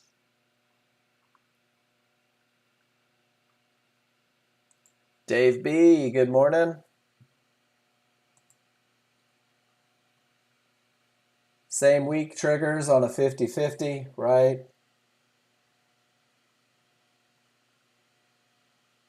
There's just no momentum, guys. You've lost momentum on a 50-50. Gary, I would get with their help desk. I would try rebooting. That's always my first. Shut down the computer, turn the computer back on, and hope for the best. Otherwise, get with their tech help and see if they can help you out. I have no jurisdiction over screencast, I'm afraid. I wish I could be more helpful.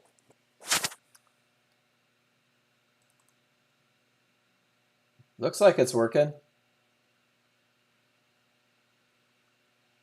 Click and drag. It might be a mouse problem. Your batteries might be going.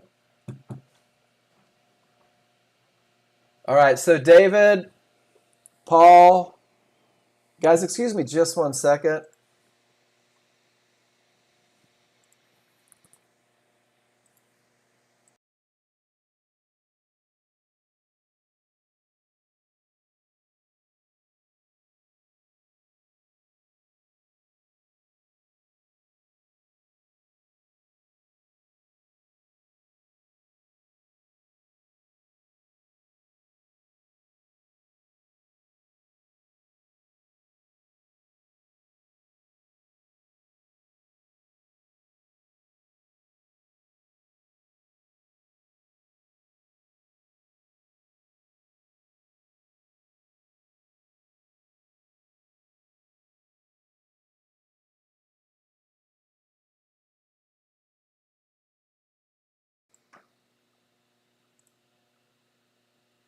All right, sorry about that, guys. But you guys know me. I'm going to say goodbye to my wife every chance I get. So let's take a picture. This is for Dave B. This is for Paul. And guys, this is for everybody looking for 50-50 trades. So what is a 50-50 trade? A 50-50 trade means that you don't have a clear path, right? You're already giving up the advantage of a clear path. And if you're looking at those rules, you know, the clear path is the first one. So if you're giving up the advantage of a clear path, it doesn't make sense, in my opinion, and I could be wrong. You guys do what you want to do, to also give up the advantage of momentum, right? So I don't have a clear path, and that's okay, because if I have odds favorable momentum, it gives me an advantage. So guys, what happened here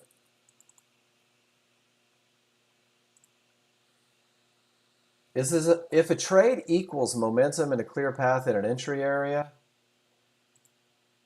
I don't have momentum, nor do I have a clear path. So the entry area becomes kind of a moot point. I hope that makes sense to everybody. Guys, I love 50-50 trades. 50-50 trades are medium probability trades. In a medium probability trade, when a small issue exists, it's okay to demand on the other stuff being perfect. Dave B, Paul, I hope that made sense. Pivot from space, back to resistance. Small's below the large, everything's rolling, and you take the momentum style trade in the high volume area helping. Paul, perfect execution. I hope that went the distance for you.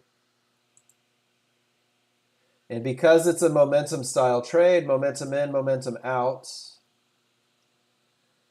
and then we get odds favorable, no terminations, entry at the area, that smaller divergence pushes it right back to the area of support.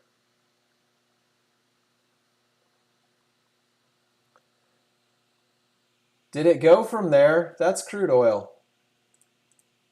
I'm always curious when I see these pictures. Did it go? It went down? Well, I've missed a lot here, haven't I? That was this one.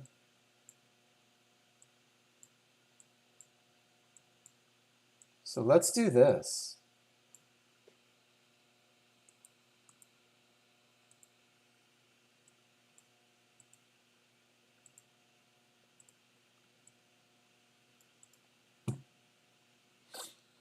What do you guys think about the entry? I would have taken this one. Odds favorable, no termination, pull back to the area of support inside of favorable large triggers. And this is kind of that stop lesson, right? Check this out. If I'm in at 12, my initial stop is about 8 ticks, 9 ticks, where the market shouldn't go, right? When I get to 22, I'm $100 in the bank and probably break even. Paul, I think you got in a little bit higher, which means you didn't have a reason to move stops, which means after the reversal bar, you took what, about a 5-tick loss?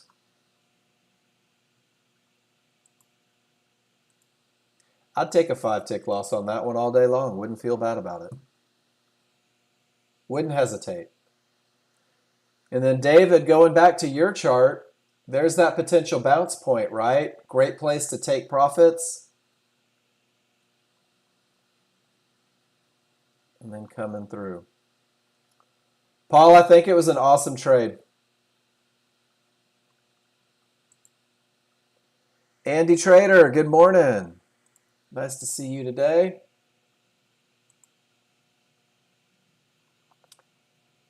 $13.2 has anything can happen triggers into a pivot stop out, best I can tell.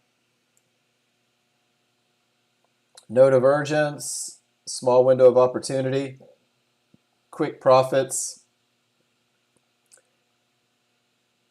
exiting. Had an HVA to help. Andy, nice trade.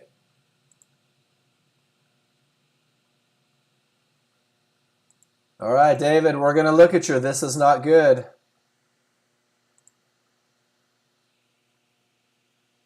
For all the reasons we talked about, right?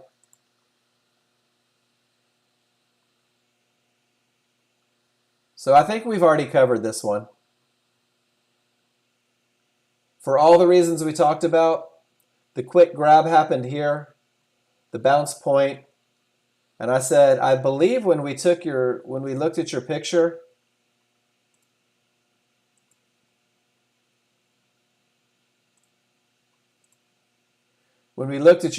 we even said, and now I'm looking for a pullback to an area of support inside of favorable large triggers. And that's exactly what happened. And then ultimately it goes down. No reason to hold this long on a momentum style trade, David. Does that make sense? That's hope at this point.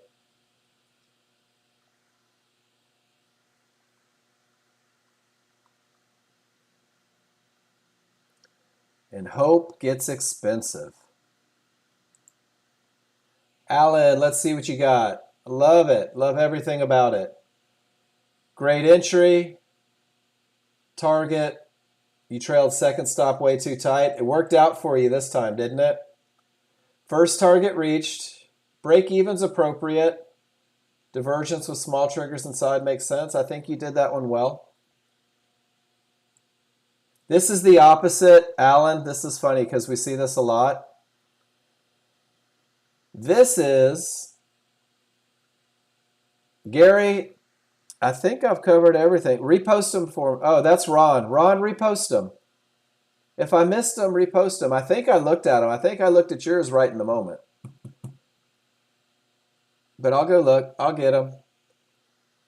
Alan, this is you saying I've been holding too long. Now I'm going to tighten up and not hold long enough, right? Great trade.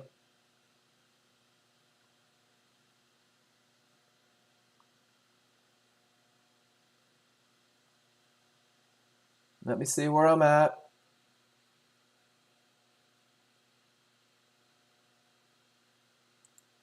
Ron at 10.11. And guys, do this. If I miss a trade, tell me. Divergence, strong triggers, in, out. Nice. Dave, steal all of Ron's charts. There it is. See where he gets in and gets out on that trade? Steal Ron's charts. Look at him. He has absolutely nailed this one. And guys, please, if I miss a chart, make sure you tell me. This is what my life is. I'm going through each and every one of these and then scrolling back down to try and answer your questions, and then scrolling back up to look for it, and then scrolling back down to answer your questions. So if I miss it, Ziba, you said I missed yours. Help me out, guys. I apologize if I miss them. I always do. And Ron, I know you're just messing with me. But man, I do a lot of scrolling. And sometimes I get lost because I try to get back to answer all your questions. Ziba, I haven't gotten to yours yet. So you're still in the list. You're still in the lineup. And then Phil. Guys, right now, this is the 10:22 time mark that I am clicking on. Sorry, I'm getting rid of these, trying to keep my computer running smooth. So, Phil, there's that same one, right? Everybody took it. No divergence. Beautiful trade. Perfect entry. Everything says go. Everything says go. And it just doesn't go, right? It just doesn't go.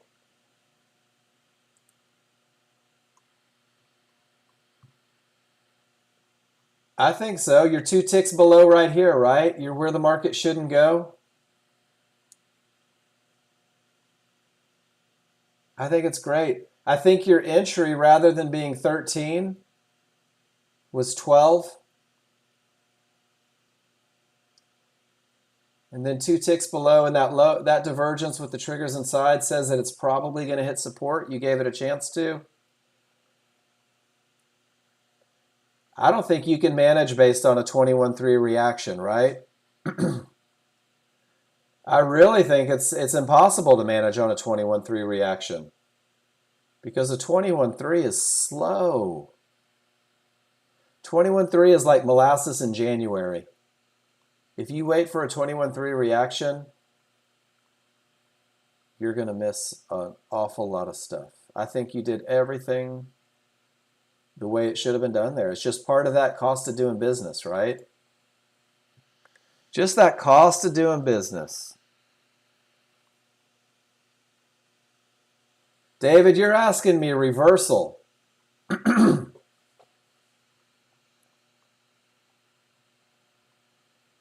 That's it, Phil. All right, David, are you with me? What direction is the trend? Guys, let's all talk about this. Let's talk about hoping versus has.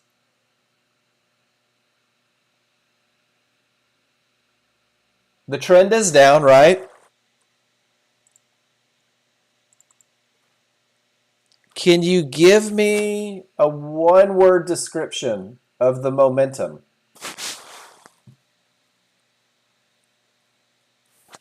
Strong, isn't it? Well, down, yes. I'm going to say strong. I'm going to say angry to the downside. I'm going to say this is my absolute best look for a market that's likely to continue in the direction of the trend. I've got the exact same look on my 5-1, right? Everything says down. Reversal is a little premature. What you're identifying is a spot where the market may reverse, but everything says down with just angry force. So this is where I encourage people, instead of typing reversal, I start talking to myself. I said, if this is a spot that's really going to reverse the market, my trigger lines are going to roll, right? My smalls are going to get above the large. On my smaller, faster chart, things are going to roll. So I may not be looking for a short because it's a textbook termination condition, but reversal suggests that the right order of operations is to start looking for a long. Does that make sense? So I start playing if-then. If the smalls get below this area, I'm looking for a 50-50 because everything says down. If this area holds, then I'll start to look for that long. And I've got this picture. This is the might versus has going the other direction. This is the same thing. This is the price where everything says up with strength, but there's a red line, a potential termination condition. These are all the shenanigans that happen at that key area. And when everything rolls and says that this area is in fact going to hold, when everything goes from green to red, the smalls get on the right side, the large roll, it's damn near the same price, David. So I don't have to hope this is a reversal or anything. My trigger lines are going to tell me whether or not it's going to hold or break. But with this much momentum, I'm not thinking, does that make sense? I'm not thinking about the reversal yet. Honestly, in my head, I'm hoping 64 breaks so I can just keep trading with all that great momentum. Great picture.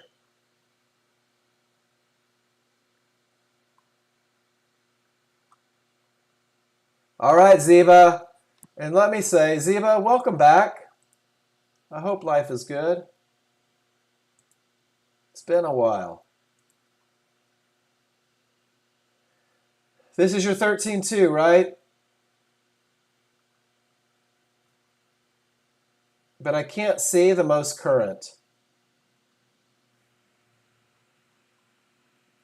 Oh, I hope you had a good time. So, see that black arrow? That black arrow is telling me that I'm not getting the most current bar over here. See how it's not highlighted in black? So what you're showing me is about right here. Because this looks pretty good, doesn't it? But we've already talked about this trade a couple times. The reality is this was a 50-50 trade. And it was, yours doesn't have it though. So we're losing momentum. No. And you're also losing momentum here. You take a perfect entry at the triggers and you take a quick exit. And at that point, your risk should be right above that reversal bar that got you in. Maybe a small loser. You could have made money on this one. Nice job. And your 21.3 supports it, right? Yeah. You get in at the best spot. If you're in at 84, your stop is 84.50, right? After that reversal bar. 2.5 points. I love it. Yeah. And then bink. You've already got the reversal bar in. You're saying I'm losing momentum. I'm managing assertively. Nice trade. Great entry. And I think a lot of people took that entry. You just managed to pull some quicker profits out of it. Good job, Ziba. You guys are keeping me busy today. I love it. All right, David, we got you again. Is anybody learning anything? I hope so. Sometimes I feel like I'm talking. All right, David, no momentum. Momentum style trade doesn't work out, right? With momentum and a clear path, it works out. Are you seeing patterns here? And this is what we're doing in the beginning. I know you're going apex. David, your trade relies on two key factors: momentum and a clear path. That's it, momentum and a clear path. And what I think might be an advantageous exercise for you is open up your 13.2.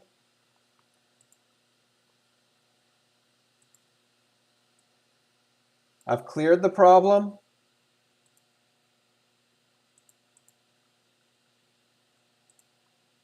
I haven't quite reached the problem. I cleared the problem. I haven't quite reached the problem. And we're going to do a few of these because I think this exercise may help you a little bit. Whoops, wrong one.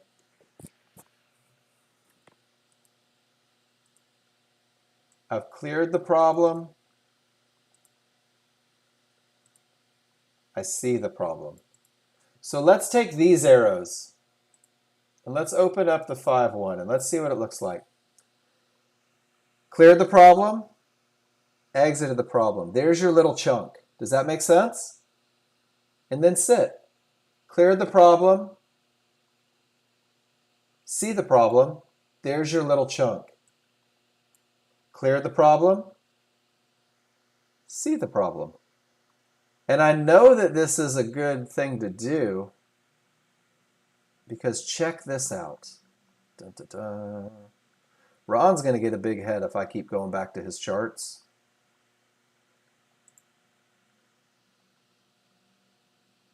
There's Ron's entries and exits on the first one. There's Ron's entries and exits on the second one. So guys, one of the biggest pains in the ass, and that's right, I said ass, is studying, isn't it? One of the most underutilized tools, I think, from my experience, is not going back.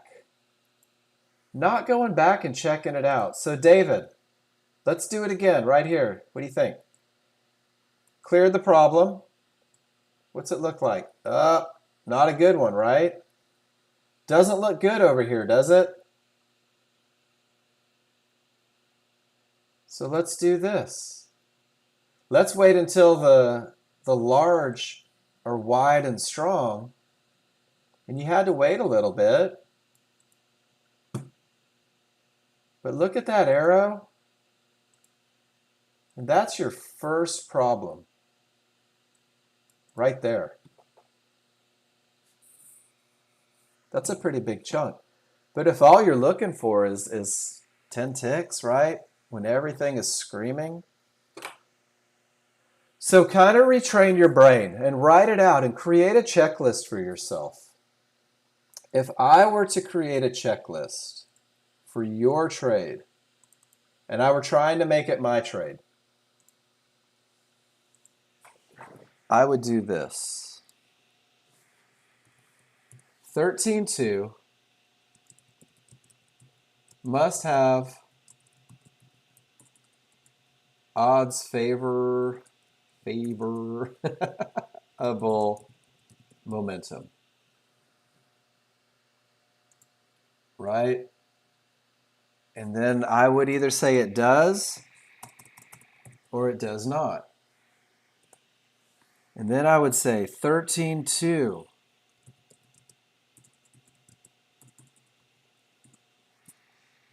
not on the home row, must have a clear path. And then once again, either it does or it does not. So David, just these two, right, give you a crazy advantage.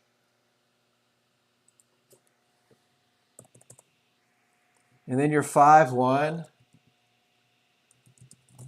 must have cleared problems and not reached another. And then I might do something like momentum in, momentum out for management. And then the key, and I'm not going to say this because it's all just a bunch of silly, but the key is to go back, David, and find 50 pictures of when the money was easy, right? Find 50 pictures. Well, Gary, you've got to decide what your problems might be. For me, a problem might be a down bar because it's a momentum trade. For me, a problem might be one-to-ones. It's a divergence potential. It's a fib. Because everything relies on a clear path, right? So anything that may hinder that clear path becomes problematic. And I'm getting out before I get to it because they're areas. So David, I think that you're on a great path. And I like what you're doing. And it's just time to take a deep breath and wait for the best, right? Because you're worth it. Your trading's worth it. I hope that's helpful. Thank you for posting the pictures today. I know somewhere in there you apologized for posting too much. You can't. You can't post too much. You can't put too many pictures in. It's impossible. So where are we at in these pictures? Man, you guys are keeping me busy. David, here we go. Let's take a look.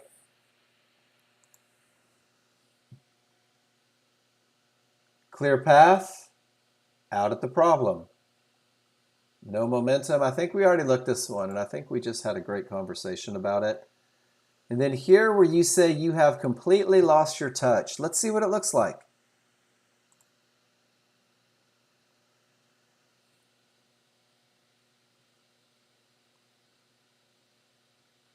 All right.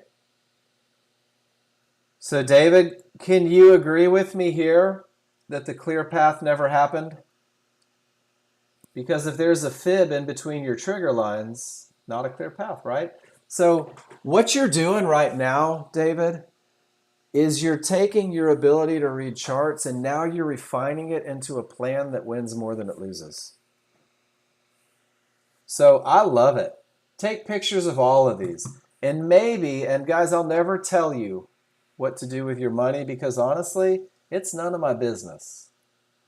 It is absolutely none of my business what you do with your money, whether you trade live, whether you're on simulator. But what I have found in my history is that you want to repeat the process of always taking the correct trades. So you're in a refinement process right now, David. You're eliminating problems. And it sucks for some brains. But take a couple days on simulator, right? Practice it on simulator. Make sure what you're looking at is cool. Make sure that you're taking the correct trades. And then come back and slaughter that Apex account. Totally up to you, though. But every time I incorporate something new, I go back to sim. And that's just me.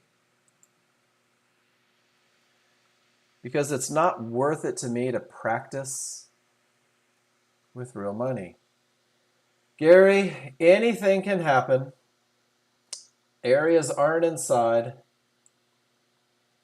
You're using market flow confirmation from areas that aren't inside of large triggers with losses of momentum everywhere. What is a 50-50? I'm glad you got paid.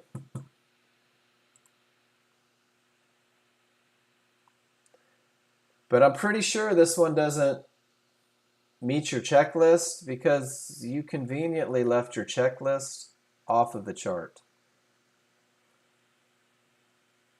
Jose, did I get your pictures? I saw that you said you posted 3. Did I miss them?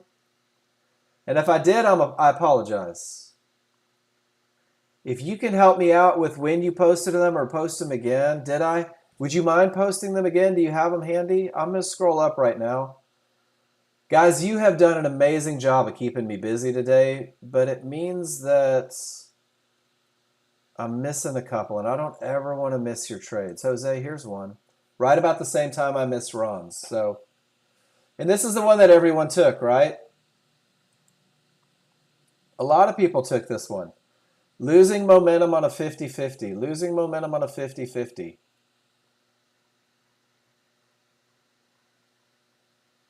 Awesome. I think this is the first one.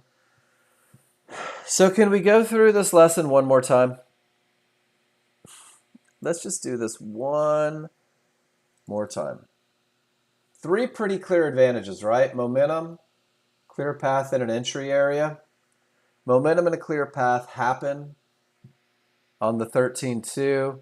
And Jose, everybody took this trade because nobody got paid going short, and you were all pissed off that you didn't get paid. 50-50 trades. Guys, an area has the potential to break. The trigger lines have something to do with it. But guys, it's the momentum that gives it the potential to break. Write this down. The momentum gives it the potential to break. The odds favorable momentum with the small triggers on the other side is what tells me that this area may break. Give me a Y in the room if you're with me. My 50-50 traders. Odds favorable momentum suggests that the area is going to break. Not just trigger line location. Not just because the smalls go through. Right? The smalls broke through, didn't they? Is that your best trigger look? And then look at it over here. Anything can happen as anything can happen on both charts, right?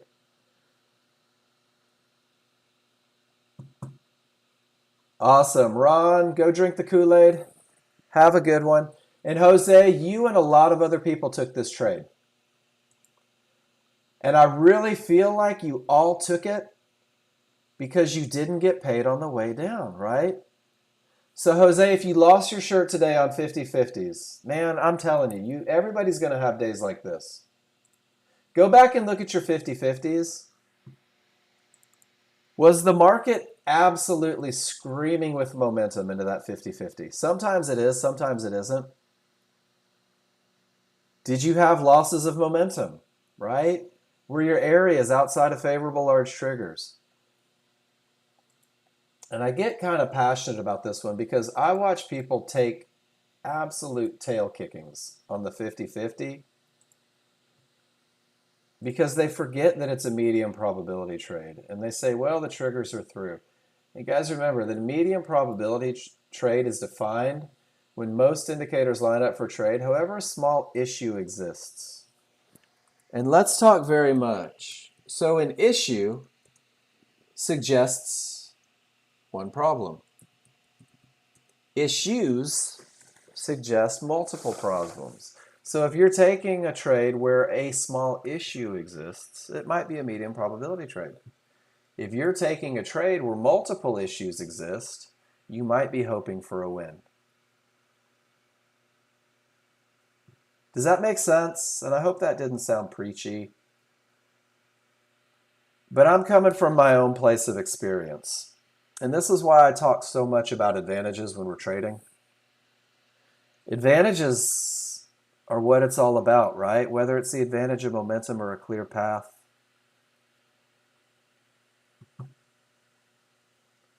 So Jose, you're not alone. A lot of people took that trade. That's the same trade.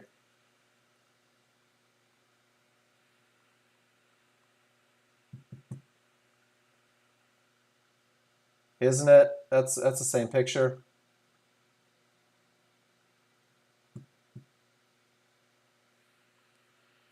So I hope that makes sense, and I hope that's a little helpful for you guys that are still moving forward.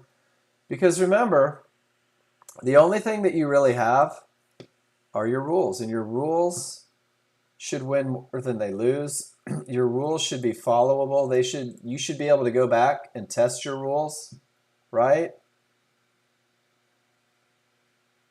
Crude is a jerk on 50-50 with divergence. Sitting this one out. So let's talk. All right, Paul. Not a good top, right? Guys, let's talk about it.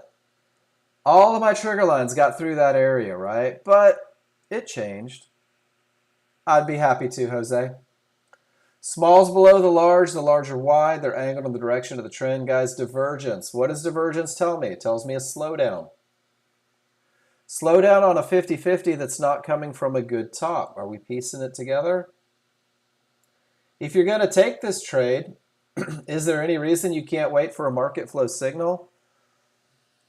Paul, the reality is crude did exactly what we would expect crude to do on this trade. On a bad top to the mid-band and support with divergence printing, I expect this market to continue up. Crude's doing exactly what it said it would do. The problem is we don't believe it when we want to be in a trade, right? Gary, congratulations on your 520 on Apex. Did you make it following rules?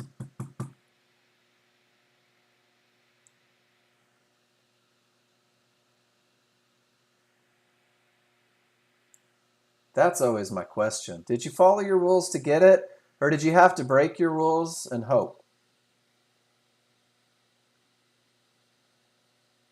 All right, so David, here is, I like the arrows. So let's take it one step further. You ready?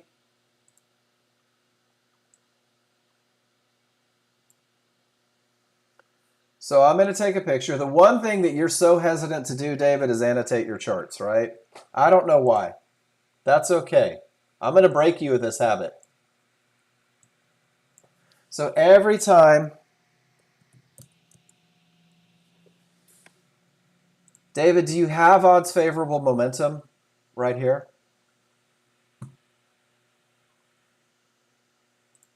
Do you? All right, so here's our lesson. What's odds favorable momentum? Odds favorable momentum means that your small triggers are outside of the large, broken away from the large, space between the two. When the small trend inside, well, what you have there is anything can happen triggers, right? So I'm going to give you this picture, and I want you to use this as your study tool as you draw these arrows. Anything can happen triggers. The market may go up or down, loss of momentum, and look how it reverses after anything can happen. Odds favorable, that market cranks in the direction. Anything can happen. There's your reversal. Odds favorable, cranks in the direction, right? So there's two very distinct looks. Anything can happen, not momentum. Not a momentum style trade. Odds favorable momentum, very much a momentum style trade.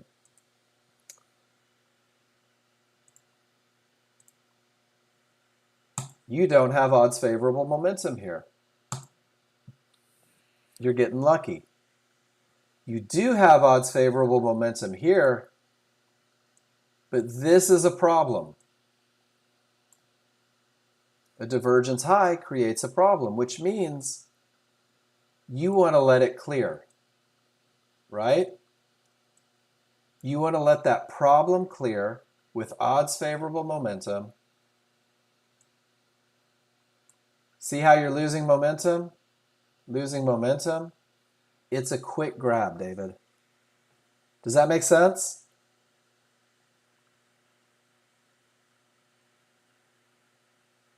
So it's just refinement. Absolutely.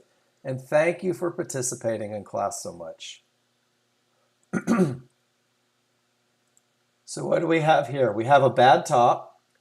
Everything goes through the area, but divergence does print. Smalls below the large are wide.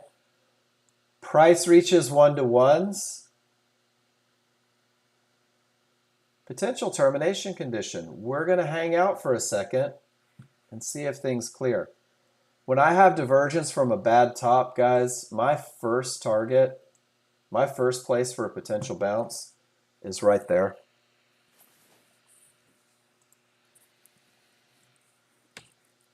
Anything can happen, triggers.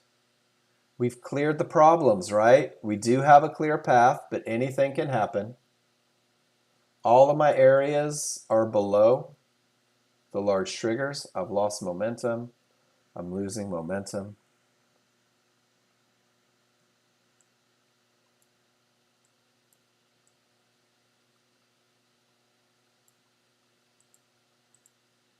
Look at that loss of momentum, pushing it back down. We'll see where it goes. I don't know. I never know where it's going to go. Did you guys know that you're not in control of the market?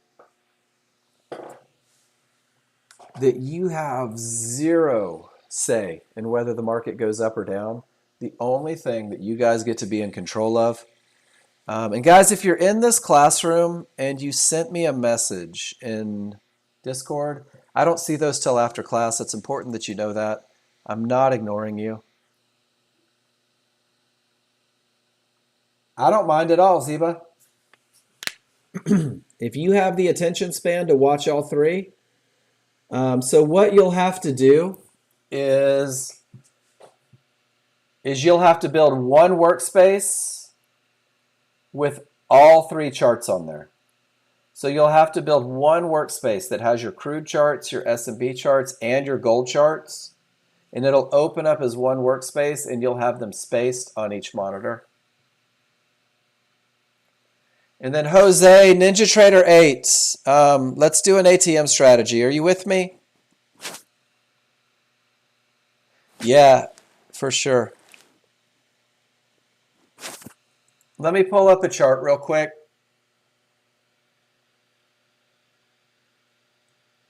I'll pull up just a crude oil chart. All right. So doing an ATM strategy, Jose. You can come through and hit custom. And when you hit custom, it's going to give you your custom strategy parameters, right?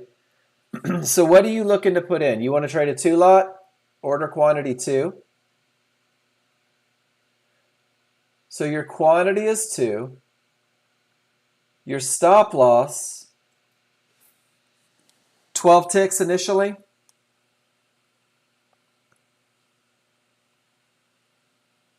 And this is crude oil, so $100 first, 10 ticks. Cool. So then we have to add, and this is going to give us our second target. So I need to make sure that my first target is 1 contract, my second target is 1 contract, stop loss stays consistent. You looking for 200? So 20 ticks. Cool, so you've got 2 targets, same stop loss, 10 and 20 ticks, and now you're going to save it as a template, and we'll call it Jose 2-lot, and then I click OK, and you're right there somewhere, Jose 2-lot. Cool. And you guys know I'll do this every now and then. Let's see. Oh my goodness. And there's the rules. Now there's your instructions. So if you run into a challenge, I love doing it in class, right? It's helpful to do it in class, let everybody see it. But just in case you get stuck later on, right there from the user guide.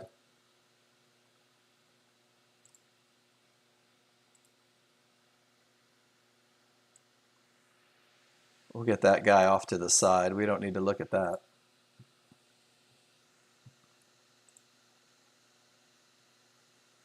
All right, David. Don't ask me that. What do your rules say?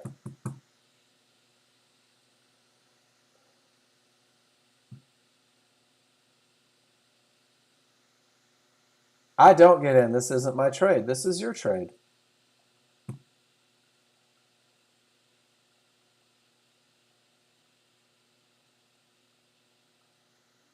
But if you got in after it cleared the problem at 83-ish, it turned on you, didn't it? You probably lost that one. And look at that. That midband was the place for the bounce, wasn't it? Didn't we call that one? So, David, if you know that the midband is the place for the bounce,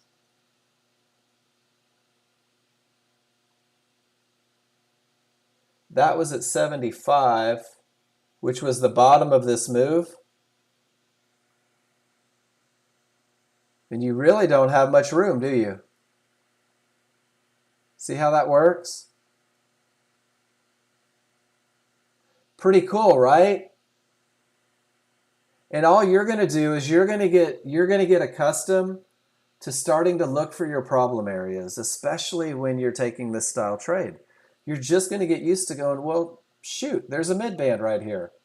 And if I get in when I clear those 1-to-1s at 87, I've only got 8 ticks to get there. And you're going to have to learn the other patterns too, right? A bad top, midband's the first place for a bounce, becomes a problematic trade.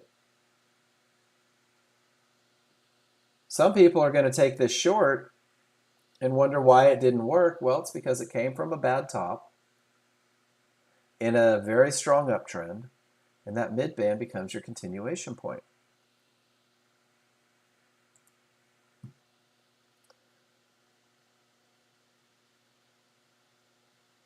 Jose, you take the momentum style all the way down. When divergence prints, Jose, that momentum is over, right? Great entry. Beautiful entry. Great first targets. When this momentum prints, or this divergence prints, Jose, remember, this is one of the reasons why I think words become important. This potential for divergence, my stop's right here. It's behind it. It's a couple ticks above with that beautiful entry, no divergence. Yeah. It's important to recognize it, right? You took a momentum style trade and you said, to hell with the momentum loss. I want to stay in it because I want to get paid. Because what if it keeps going? What if it doesn't turn?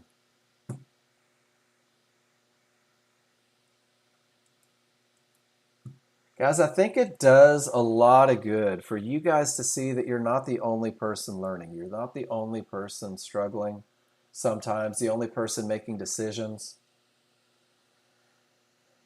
Let's see. Good top or bottom? No. Termination conditions? No, we cleared it. Odds favorable on the 13-2? No. Anything can happen triggers? Yeah. Area for entry inside of favorable large triggers on the 5-1? No. Odds favorable on the 8 range? No. Gary, you were a couple no's short, right? 3 should have done it. I'm glad you like it, Jose.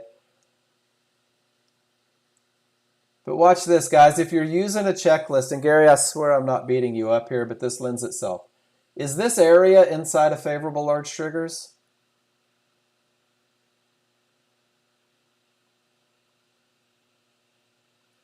Did you have odds favorable on the 8 range? That says yes, right? Area for entry inside of favorable large triggers, you said yes. So yes means no?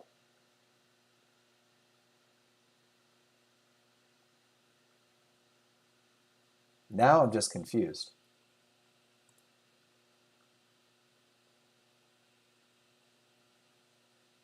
So odds favorable on the 8 range was supposed to be a yes or a no?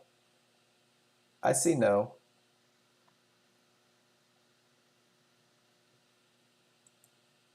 It's okay. They're your trades. I like that you didn't take a trade because you had 3 no's, right? And it may still go up. But how many advantages are you willing to give away Bad top. Mid-band was the bounce point, as expected. Now we're playing if then, right? If 77.04.05 breaks, gives me odds favorable momentum.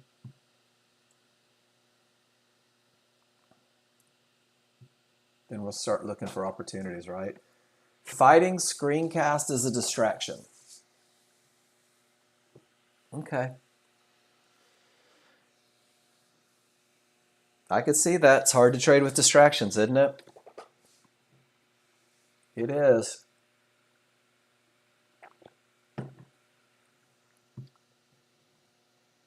All right, let's do a little labeling. You guys are awesome today. Let's just look at a 13-2.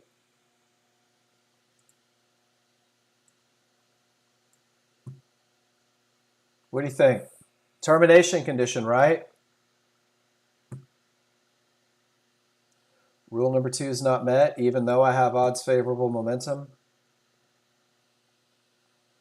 So I start the process of if then. If this area breaks, if I have a clear path, if I have odds favorable momentum, well, then I'll look for an opportunity long. If this area holds and everything rolls, well, then I'll look for opportunity short. But right now, all I'm doing is I'm waiting to see how the sharks react to the key Fibonacci area.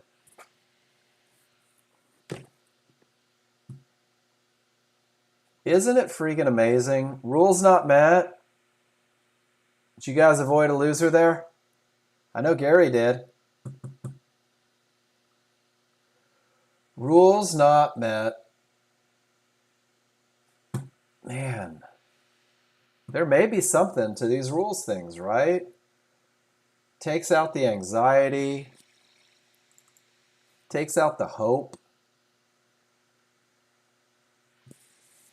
All right, I'm going to show you guys two things. This is an example plan for a brand new user, staying focused on the best of the best on the advantages. If you're a brand new user, guys, I want you to steal this plan, and I want you to spend 20 days focused on entries, right?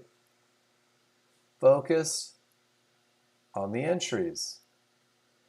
Follow your checklist, take pictures, put them in your spreadsheet, know exactly what it is.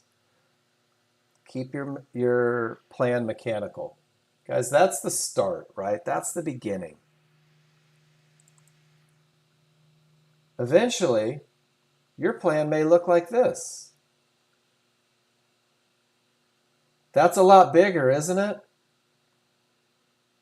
There's a lot more information. The checklist has more things. Guys, I can tell you that the person whose plan this is wrote the software. I can't look for this many things. Can't do it. I've tried it. My brain doesn't work like this. But the exact same process that we tell you guys what it's going to take to be successful, write a plan, create a checklist, take pictures of your rules being met, know what you're going to do every time you get in, every time you get out. Guys, if you try to do what John Novak does, you're going to get distracted. You're going to make mistakes.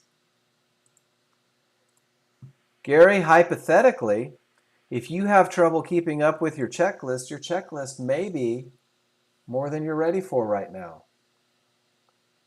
Termination, termination, termination, right? A lot of no's. The only thing you have going for this one is triggers. You're going to see people in this room taking trades that you don't take, and you're going to want to take them without doing the study because you feel like you're missing out, guys. It's a recipe for disaster. It really is. Start simple, start basic.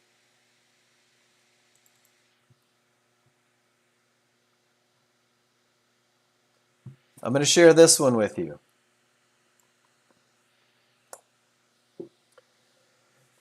To minimize your learning curve, I hope you're listening. Whether you are brand new or whether you've been trading Nexgen for years, maybe you're not consistent, maybe you're not doing what you want to do. Post your pictures of your trades in class, every trade, win, lose, or draw. If you win and the rules are wrong, you may have a short-term victory, long-term failure, guys. It should be repeatable. You should have the utmost confidence and trust when you pull the trigger that the advantages are in place. Safia, take care. Thank you. You helped with this one a lot. You gave us a lot to talk about today. I appreciate that. Guys, how are you going to know the difference? Right? We saw some great examples today of getting that feedback and getting that clarity, having those aha moments. Remember, I have the advantage of looking at your charts when they're still. You have to study the look so much that you can recognize these advantages or disadvantages when it's moving. Repetition, getting feedback over and over. And if you're placing trades on the simulator, you're participating in class, there's no risk of or loss of capital. You need someone to tell you what you did right or wrong, guys. This is what we do. This is what I'm focused on, 15 hours every week live. I just want to help. Use the outline for education, guys. There's your path to becoming a confident trader ASAP, right? Use the checklist, every trade, mechanical. Make sure that you know what you're looking for, what you're doing. Annotate your charts. For the love of fuzzy, write your rules on your charts. Tell me what you did. Tell me why you did it. Let me know what you saw, what you thought, what you felt, what you hoped. And let's talk about it over and over again until it becomes so easy you can't help yourself. Use that spreadsheet, guys. Successful traders use the spreadsheet. They keep a diary of everything that they do, every great look, every mistake. They annotate their charts. They go back, and the most important thing is they study it. When's the last time you went through all of your pictures on your spreadsheet just to reinforce the good rules? When's the last time you went back and you looked at all the times you got your butt kicked on a 50-50 and what the conditions were so that you could avoid them? And then once you have your entry, once you know what it's going to take to get you in, guys, define your management plan.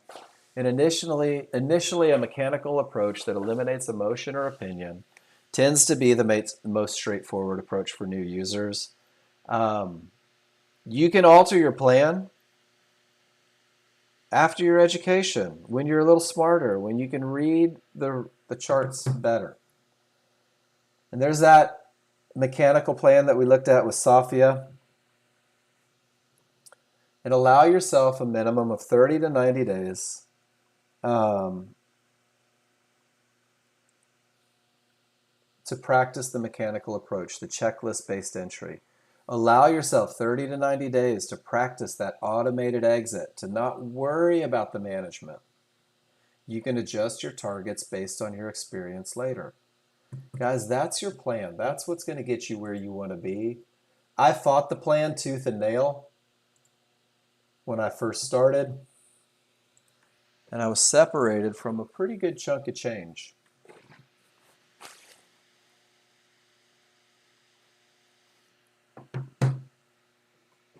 So that's your plan. Still trying to break through a termination condition, right?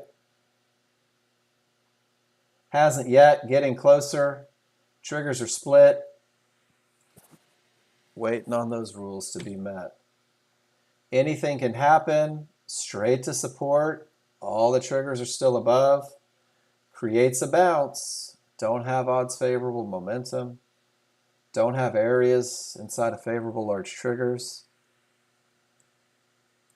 All I can do here is wait, right? Either my rules are met or they're not.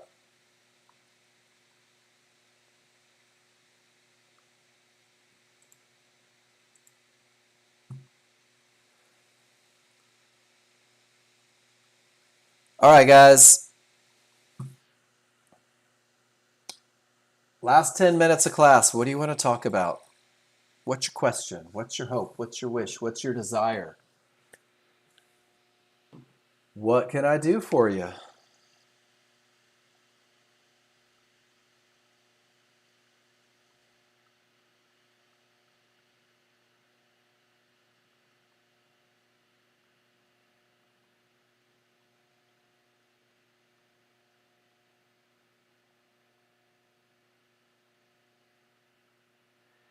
Mental outlook tips. Let me figure out what that means, Phil. Mental outlook tips. Psychology stuff? Okay.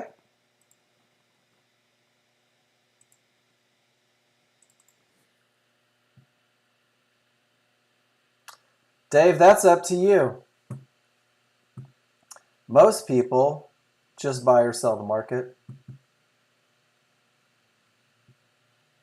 On the one that you're studying right now, most people just jump in and jump out, Dave. All right, Phil, this is a good one. This was something that was put together from a lot of snippets from Mark Douglas. Mark Douglas was an amazing mechanical trader, did a lot of seminars. Look him up. Look him up on YouTube. He's got some great videos. Gary, it's easy to say remove the emotion from your trading, right? How do you do it? Let's use that one. How do I do it? How do I remove emotion from my trading? Having rules isn't enough, is it, Thala? You have to trust them, don't you? No. I can develop a million checklists, Gary. If I don't trust the checklist, I'm going to do exactly what most people do. They're going to trade anyway when the checklist isn't met, right? Nope.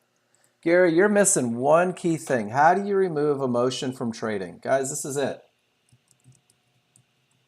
Trust the process. I have to believe 100% without question. Where's my checklist? I have to be so 100% convinced that if I follow these rules, I will win more than I lose.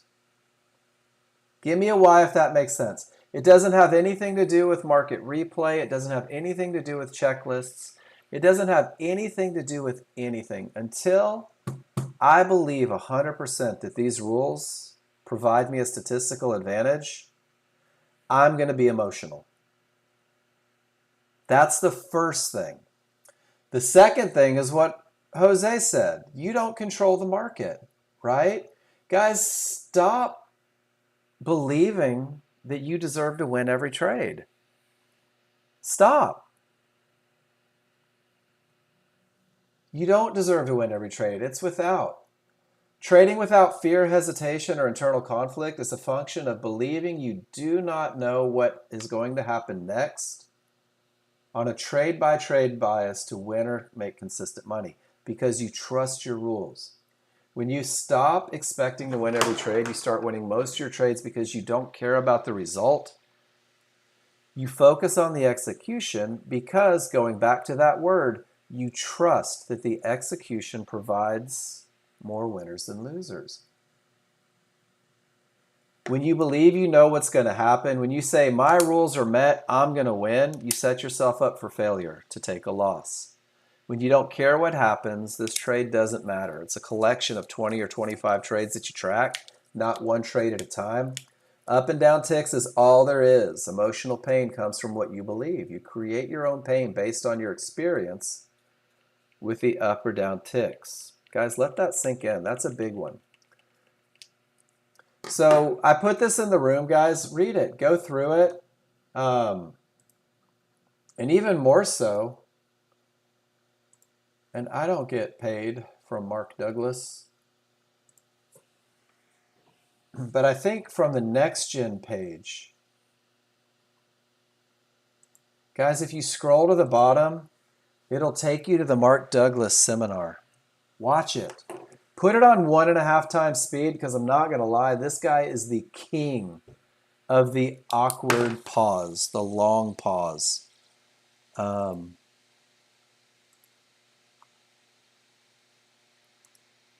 Jose, there's small swings. And what that means, there's small swings, one-to-ones, which means that they're taken from tinier moves in the market. On the 5-1 chart, when they line up with areas, I love them. Otherwise, I ignore them. On my higher time frames, They're those random places that the market may bounce from, is the best way to put it. So Phil, if you haven't watched this, and it's a lot, it really is, maybe go and find some snippets.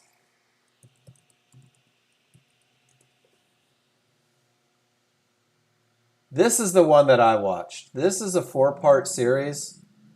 And this one absolutely created this amazing clarity. Got it coming right now, bud. Remember, go to settings, go to playback speed, and go to 1.5, or you're going to spend like literally 27 minutes out of this hour and 9 minutes is awkward pauses where he just stands, stares at you, and smiles, waiting for a reaction. I'm telling you. So that's what I would do. Psychology, I would go through that. But it starts with trust, guys. How many repetitions does it take to build trust? I feel like it takes 1,000. Joel, directly in determination conditions. Using momentum to get into the trade. But Joel, you gave away the clear path, brother. And I like that you're testing, right? But how can a momentum style trade share a checklist with a high probability trend trade? That doesn't even make sense, does it? You have to have a checklist for the trade, Joel. You can't use a trend trade checklist for a momentum trade.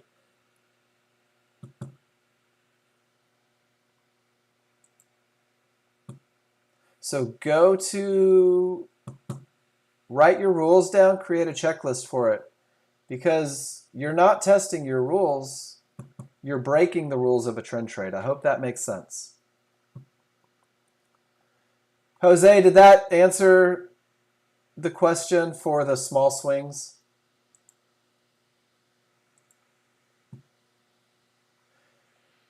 Guys, people will tell you it takes about 1,000 repetitions to develop trust. About 1,000 repetitions to really trust it wholeheartedly, to not care. I don't know that there is one, Gary.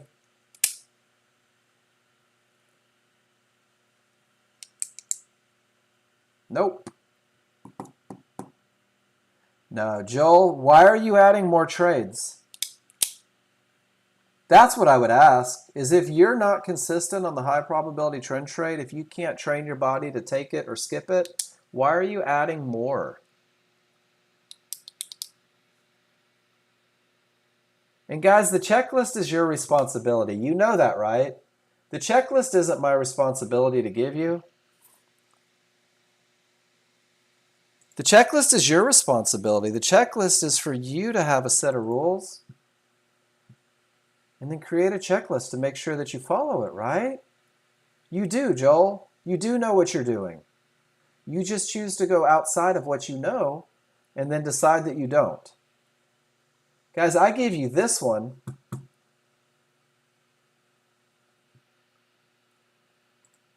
because this is a foundation for you guys, right? David, not on the one you take. There's not. Guys, this is a trade that Nexgen users have made up that you guys are taking, but because I can read charts, I can help you with it and tell you whether or not you have momentum, whether or not you have areas. Guys, this momentum trade that you guys are all jazzed about, that's you. Nexgen teaches a momentum trade. And David, it doesn't look like what you're doing. The momentum trade that Nexgen teaches, that I'll talk about, that I have rules established for, is the one that Jose took earlier. When you have a great termination condition that creates momentum, that gets this pullback right to one-to-ones in areas with strong triggers everywhere, David, this isn't your trade. Your trade starts about right here. This is what Nexgen teaches. This is one that has rules that a checklist can be created for. So guys, remember, it's not my job to create a plan for you. It's my job to build a foundation to help you learn to read indicators. If you want to trade every movement in the market, it's your job to take 100 pictures of it. It's your job to know whether it wins more than it loses. It's your job to create a checklist for it. I'm going to focus on teaching you guys the best of the best, the chart reading that's going to give you all the skills you need to go off and create your plan based on the reads that you get with your software. Does that make sense? So I'm absolving myself of the responsibility of writing checklists for trades that Nexgen doesn't teach. I'll read your charts and I'll talk about the advantages. I'll talk about the disadvantages. I'll tell you exactly what I see. But I need you guys to write your rules on your charts. I need you guys to create your checklist. I need you guys to develop your trading plan.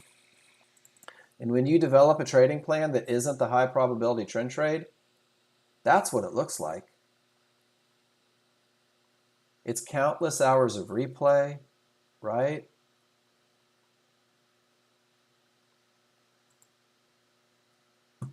That's it, Joel. And then John, if you want a checklist with some examples, check this out. I'm trying to open your link. It just goes to, oh, here we go.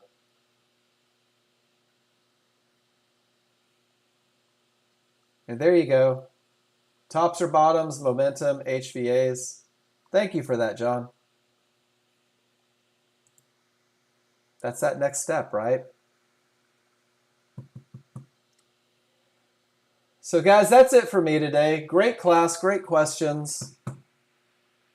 The hardest part about day trading is doing nothing when there's nothing to do. Remember that. If you remind yourself that, you'll give yourself a little bit of grace now and then.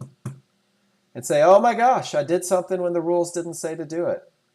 That's okay, I'm human. It is what it is. Guys, have a great afternoon. I'm going to be back tomorrow morning at 9 a.m.